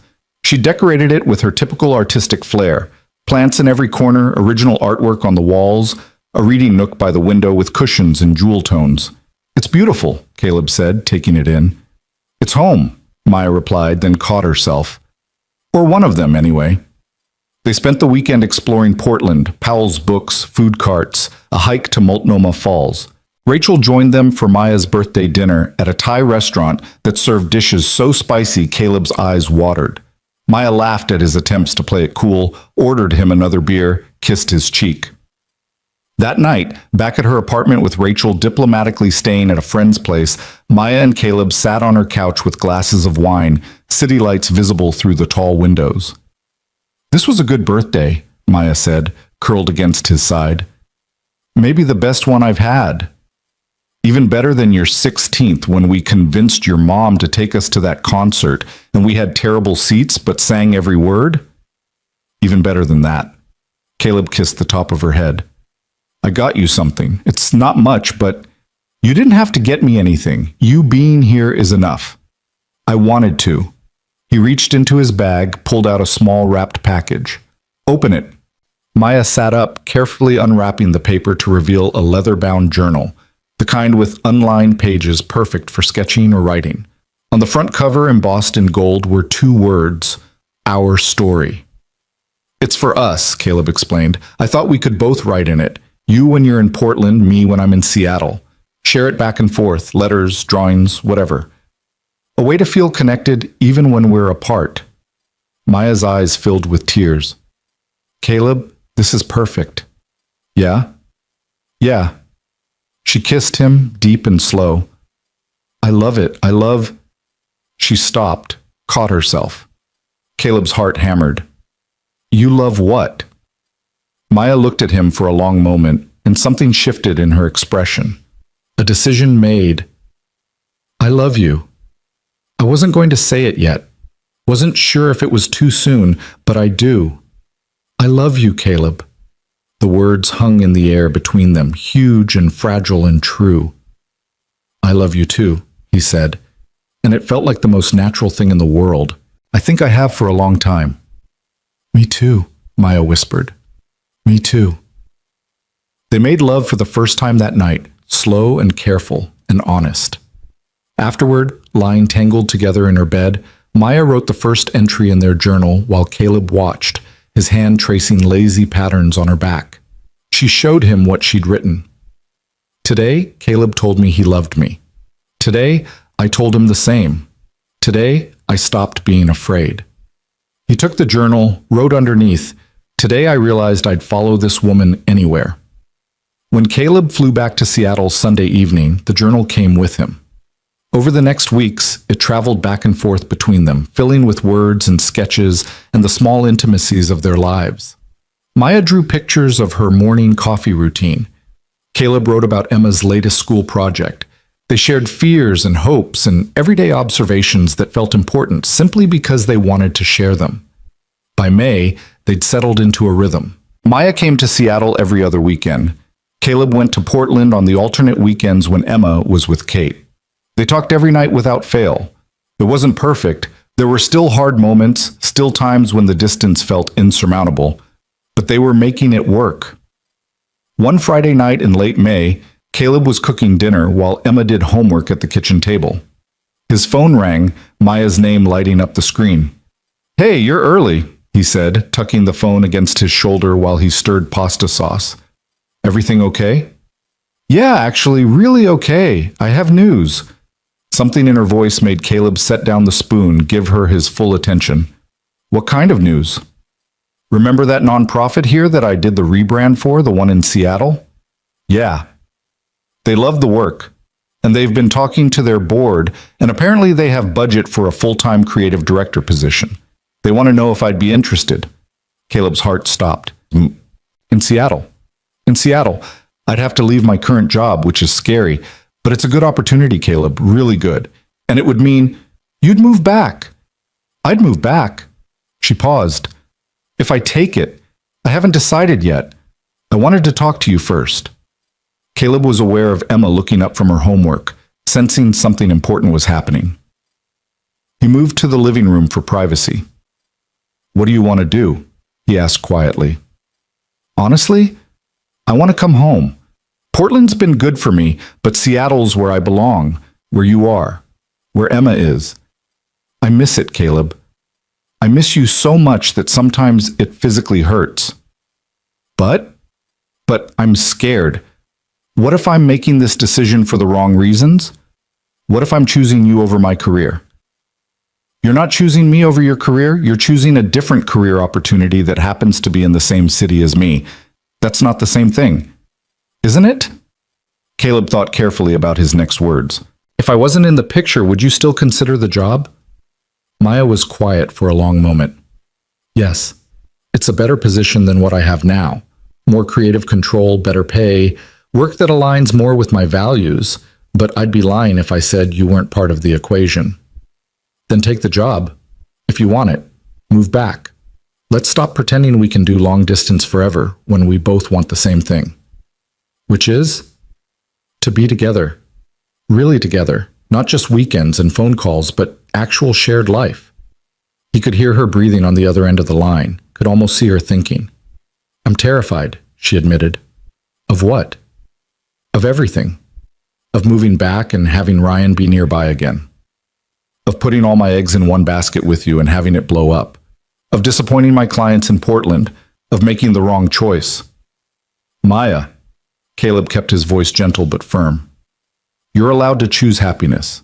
You're allowed to move towards something good instead of just running away from something bad. When did you get so wise? Around the same time I fell in love with you and had to figure out how to be brave enough to deserve you. She laughed, wet and emotional. You really think I should take it? I think you should do whatever feels right for you. But if you're asking my opinion, yes. Come home, please. Okay, Maya said, and he could hear the smile in her voice. Okay, I'm gonna do it. I'm gonna tell them yes. Yeah? Yeah. I'm coming home, Caleb. I'm finally coming home. Emma screamed when she heard the news, literally screamed with joy so loud that Caleb's neighbor knocked on the wall. She jumped up and down in the middle of the living room, her homework forgotten, demanding to know when Aunt Maya would arrive. Could they help her move? Could she live with them? Could they get a puppy to celebrate? Slow down, Bug, Caleb laughed, catching her mid-jump. She has to give notice at her job first, find an apartment, pack her things. It'll be a few weeks at least. But she's really coming back? For real this time? For real this time. Emma hugged him so tight he could barely breathe. This is the best day ever. Can I call her, please? Caleb handed over his phone, watched his daughter's face light up as she talked to Maya, making elaborate plans for all the things they'd do together. Art projects and museum visits and something about teaching Maya to skateboard that made Caleb quietly concerned. After Emma finally went to bed that night, still chattering about Maya's return, Caleb sat on his balcony with a beer and let himself feel the full weight of what was happening. Maya was moving back. After 6 months of distance and uncertainty, of stolen weekends and nightly phone calls, she was coming home. It felt too good to be true. And that scared him more than he wanted to admit. The next 3 weeks passed in a flurry of logistics. Maya gave notice at her Portland agency, and while her boss was disappointed, she understood. She put in her formal acceptance for the Seattle position, scheduled to start in early July. She listed her Portland apartment, packed her life into boxes for the second time in a year, and coordinated with Rachel about the move.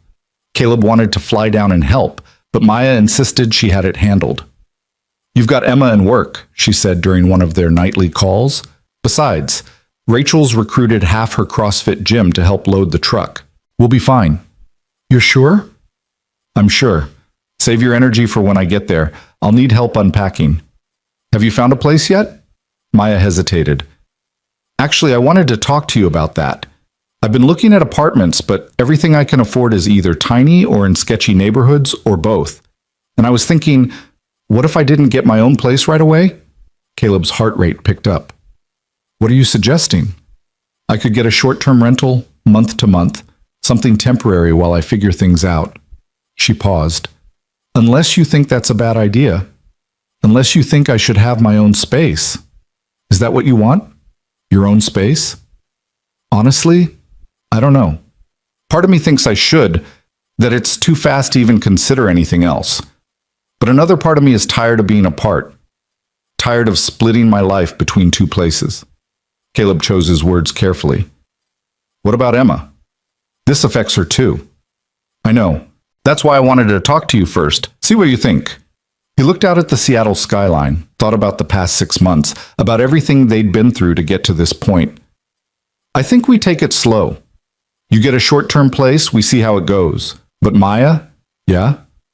I want you to know that when you're ready, whenever that is, there's space for you here, with us. Not because you need rescuing or because it's convenient, because we're a family, the three of us. We have been since that night you knocked on my door. He heard her breath catch. Caleb, you don't have to say anything, just know it's there. The option. Whenever you're ready. Thank you, she whispered, for being patient, for understanding. Always. Maya found a furnished studio in Fremont, month-to-month lease, available immediately. It was small but bright, with big windows and hardwood floors. She sent Caleb pictures, and he pretended not to notice how temporary it looked, how much it resembled a way station rather than a home. Moving day arrived on the last Saturday in June. Caleb borrowed Kate's SUV, picked up Emma from her sleepover at Sophie's, and drove to meet Maya at her new place. The moving truck was already there, Rachel directing a small army of friends with the efficiency of a general commanding troops. "Caleb!" Rachel called when she spotted him. "Perfect timing. We need someone tall for the bookshelf." He spent the next 4 hours hauling furniture, assembling flat-pack pieces that came with incomprehensible instructions, and trying to keep Emma from helping in ways that created more work. Maya orchestrated everything, checking items off a list, directing traffic, occasionally catching Caleb's eye across the room and smiling. By late afternoon, the apartment was taking shape. Rachel's friends dispersed with promises to meet up later for celebratory drinks.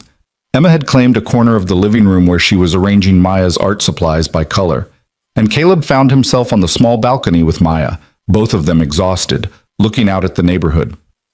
"You really did it," he said. "You're back." "I'm back." Maya leaned against the railing. "It feels surreal, like I might wake up and find out I'm still in Portland." "Any regrets?" She turned to face him. "Not even one." He kissed her then, soft and slow, tasting like the future. When they pulled apart, Emma was watching them through the window with undisguised delight. "She's going to be impossible," Maya laughed. "She already is, but in the best way." That night, after they'd ordered pizza and Emma had fallen asleep on Maya's new couch, Caleb carried his daughter to the car. Maya walked them down, stood in the parking lot as he buckled Emma in. "Thank you for today," she said. "For everything. You don't have to thank me." "Yeah, I do." She glanced up at her lit windows. "It's strange being back here, being this close to where I lived with Ryan. I keep expecting to run into him. Has he tried to contact you?" "No, I think he's dating someone seriously now. Rachel heard through mutual friends." Maya wrapped her arms around herself despite the warm evening. "I'm glad. It makes it easier knowing he's moved on." "And you? Have you moved on?" She met his eyes. "Completely. What I had with Ryan wasn't love. I know that now. It was dependence and fear and trying to fix something that was broken from the start." She stepped closer. "What I have with you is different. It's choosing each other every day. It's partnership. It's real." Caleb pulled her into his arms, held her close. "Get some rest. Tomorrow we can start actually settling you in." "Caleb, will you stay? Just for a little while longer?" He looked at Emma, sleeping peacefully in the car seat. "I need to get her home, get her an actual bed." "Right, of course. I wasn't thinking but tomorrow night, if you want, you could come to us. Stay over. We could make it a regular thing. You having your space here, but also having space with us." Maya's face softened. "I'd like that. A lot." The next 6 weeks fell into a new rhythm. Maya started her job, dove into the creative director role with enthusiasm that reminded Caleb of how she'd been in college. Passionate, driven, fully alive. She came to Caleb's apartment most evenings after work, had dinner with them, helped Emma with homework, stayed over in Caleb's bed more often than not. Her studio apartment sat mostly empty, a placeholder she visited to water her plants and collect mail. By mid-August, Caleb noticed she'd stopped buying groceries for it, was keeping most of her clothes at his place, had moved her favorite coffee mug to his kitchen cabinet. They didn't talk about it directly. It felt too fragile, too loaded with implications neither was quite ready to voice. But Emma had no such reservations.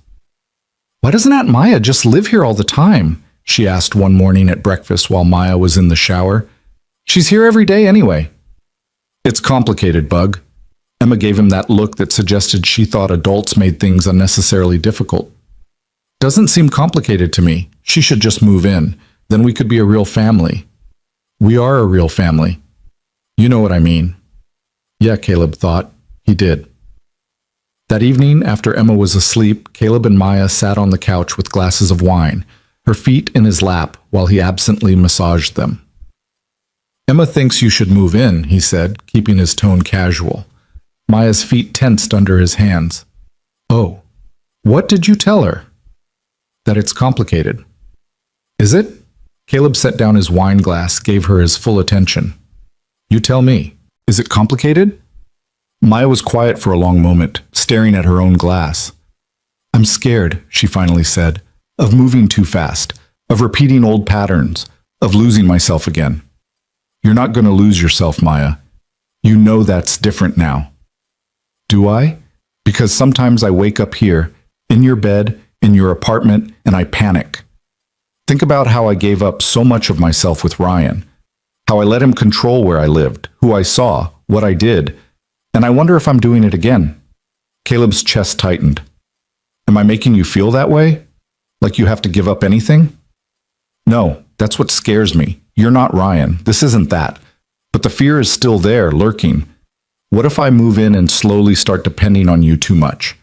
What if I lose the independence I've worked so hard to rebuild? He thought about how to respond, how to honor her fear while also speaking his truth. What if instead of thinking about it as giving something up, you think about it as choosing something, choosing to build a life with me and Emma? Not because you need us, but because you want us. I do want you, both of you, so much. Then let yourself have this. Keep your job, your friends, your own life, but come home to us at the end of the day, not because you have to, but because you want to. Maya's eyes filled with tears. What if it doesn't work? Then we figure it out, together. But Maya, you're already here most of the time anyway. We're already doing this. Making it official just means you stop paying rent on an apartment you never use. She laughed through her tears. That's very practical. I'm a practical guy. Yes, you are. She set down her glass, shifted to sit in his lap, facing him. Ask me properly. Not just as a practical solution to duplicate housing costs. Ask me like you mean it. Caleb's heart hammered. Maya Collins, will you move in with us? Will you make this your home? Officially, completely? Will you let us be your family? Yes, she said, kissing him between words. Yes, yes, yes. They told Emma the next morning over pancakes. Her shriek of joy was loud enough that Caleb seriously considered apologizing to the neighbors again. She insisted on helping Maya pack up the studio apartment that very day, made elaborate plans for how to rearrange the furniture to accommodate Maya's things. Can we paint my room? Emma asked, so Aunt Maya can help me pick colors like real roommates do? Sure, Bug, Caleb agreed, catching Maya's amused expression. And can we get a bigger table so we all fit better? We'll look at tables. And can Maya teach me how to draw better, like professional artist lessons?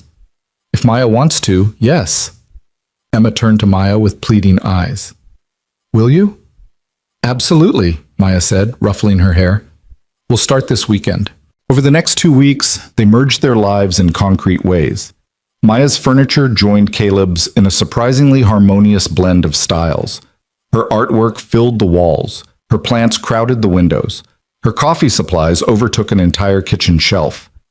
The day she officially gave up her studio lease, Maya stood in Caleb's apartment, their apartment now, and looked around with wonder. I can't believe this is real, she said. It's real. I have a family again, a real one, where people actually want me around. Caleb wrapped his arms around her from behind. We more than want you around. We need you here, both of us. She turned in his arms and there were tears on her cheeks, but she was smiling. I love you so much. I love you too. September brought routines and rhythms. Maya walking Emma to school some mornings while Caleb headed to work early. Family dinners at the table they'd bought together. Movie nights on the couch with Emma between them. The small intimacies of shared life. Knowing how someone took their coffee, whose turn it was to do dishes.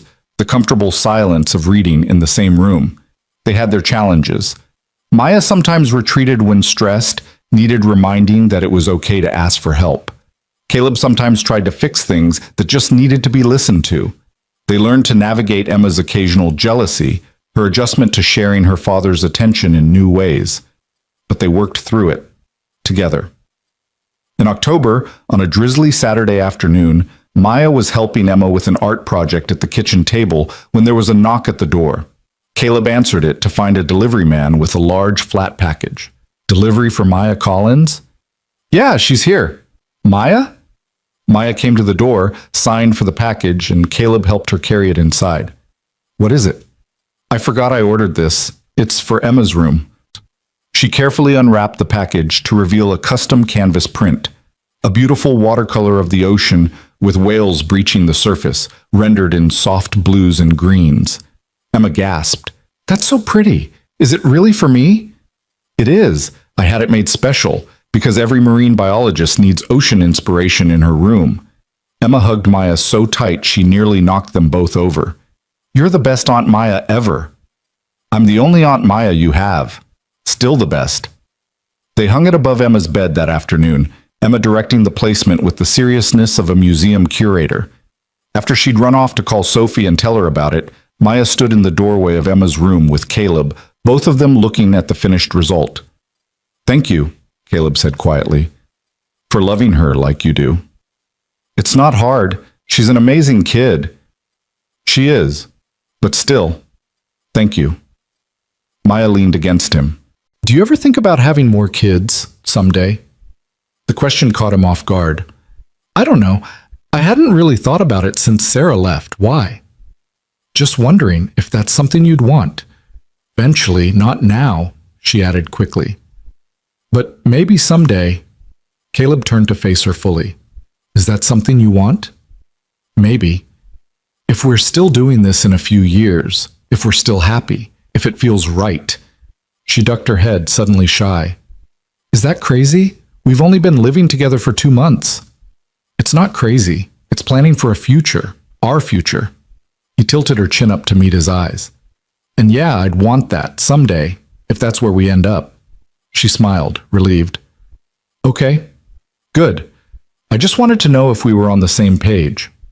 We are. We're writing the same story, remember? Our story. Maya pulled out their journal from her bag. They still used it, still passed it back and forth, filling it with the small moments of their life. She wrote quickly, then showed him.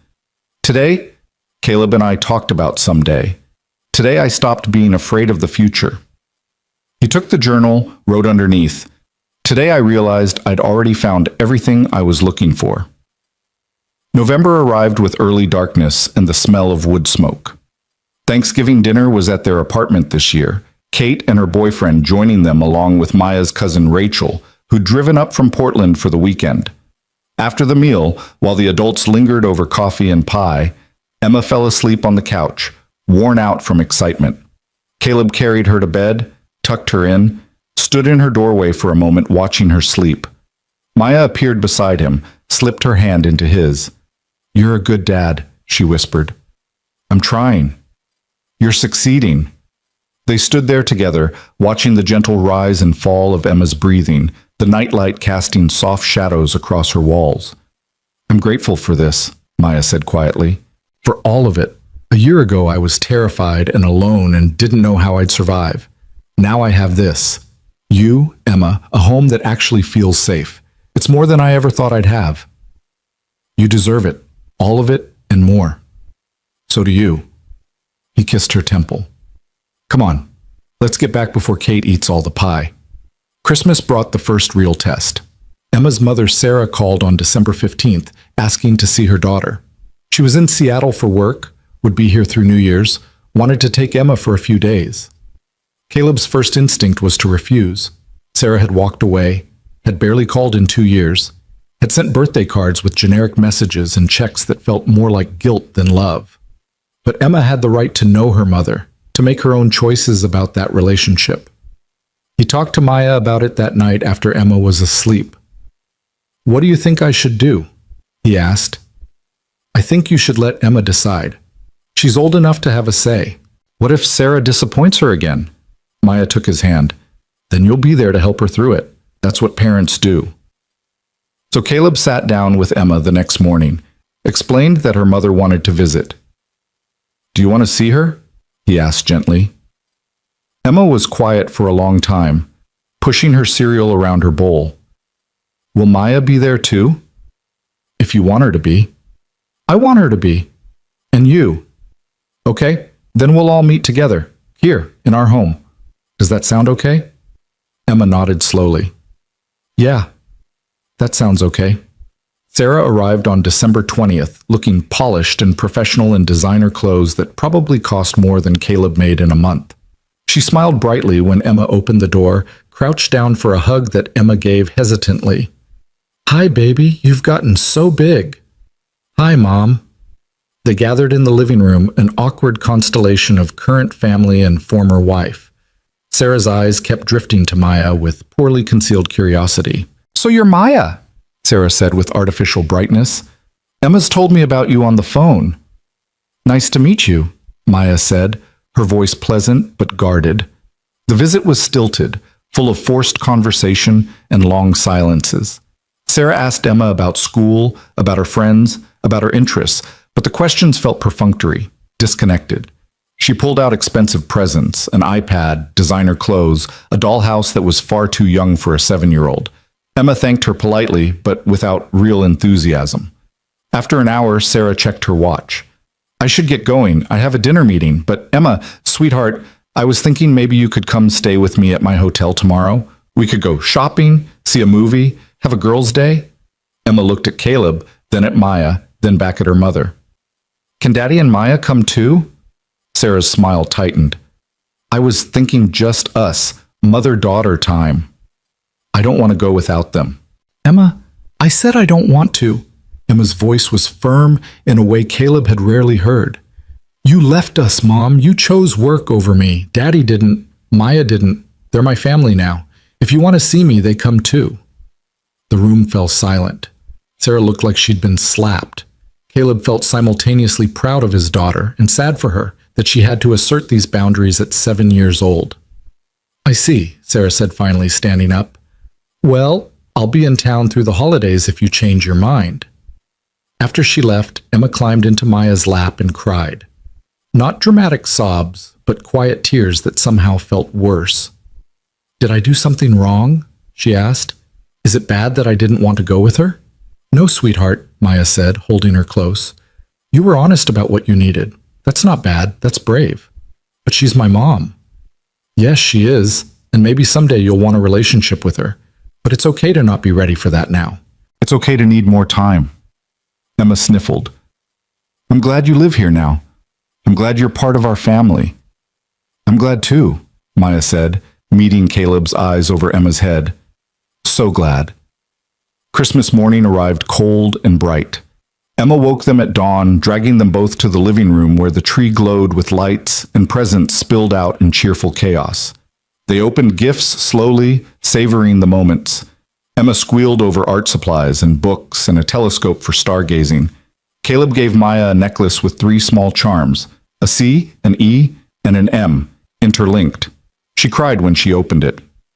"We're all connected," he explained, "the 3 of us." "It's perfect," she whispered. Maya's gift to Caleb was the journal they'd been filling together, now completely full, along with a new blank one. On the first page of the new journal, she'd written, "Year 2 of our story.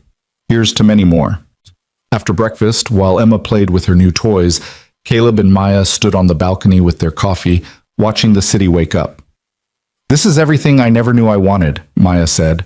"A year ago, I was so broken I couldn't see a future. Now I can't imagine any future that doesn't include this.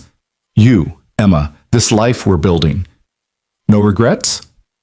"Not a single one." She turned to face him.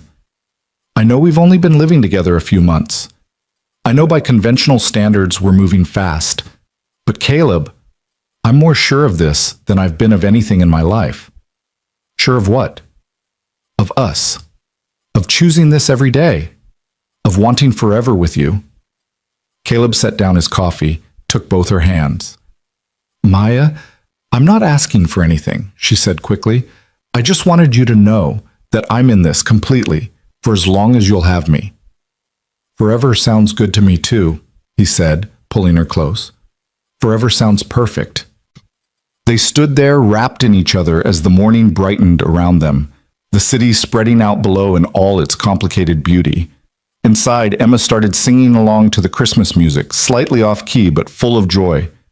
This was it, Caleb thought. This was the life he'd been waiting for without knowing he was waiting. Not perfect, not without challenges, but real and honest and built on the solid foundation of choosing each other every single day. A year ago, Maya had knocked on his door after bedtime, terrified and alone. And in opening that door, Caleb had opened his life to possibility, to healing and growth and love that arrived quietly instead of with fireworks. Sometimes the best things didn't announce themselves. Sometimes they just knocked softly and waited to see if you'd answer. And when you did, when you were brave enough to let them in, they transformed everything. Maya pulled back to look up at him, eyes bright with love and contentment. What are you thinking about? Just that I'm grateful. For that night you knocked. For your courage in asking for help. For every choice that led us here. Me too. She stood on her toes to kiss him. Me too. Inside, Emma called out, Daddy, Maya, come see what I built. They went inside together, hand in hand, ready for whatever came next. Because they'd learned that love wasn't about grand gestures or perfect timing. It was about showing up, day after day, choosing kindness and patience and partnership. It was about opening your door when someone knocked, even when, especially when, you didn't know what would happen next. It was about believing that broken people could heal, that friendship could become family, that sometimes the person you'd known for 20 years could also be the person you'd spend the rest of your life with. And as Caleb watched Maya kneel down beside Emma to admire her Lego creation, as he saw his daughter's face light up with pure happiness, he knew with absolute certainty that they'd made it. They'd survived the fear and distance and doubt. They'd built something real and lasting and true. They'd found their way home. And it had started with 3 quiet knocks after bedtime, with a scared woman in a hallway, with a friend who chose to open his door. Sometimes, Caleb thought, the smallest moments changed everything. Sometimes love knocked quietly. And sometimes, if you were very lucky, you were brave enough to answer.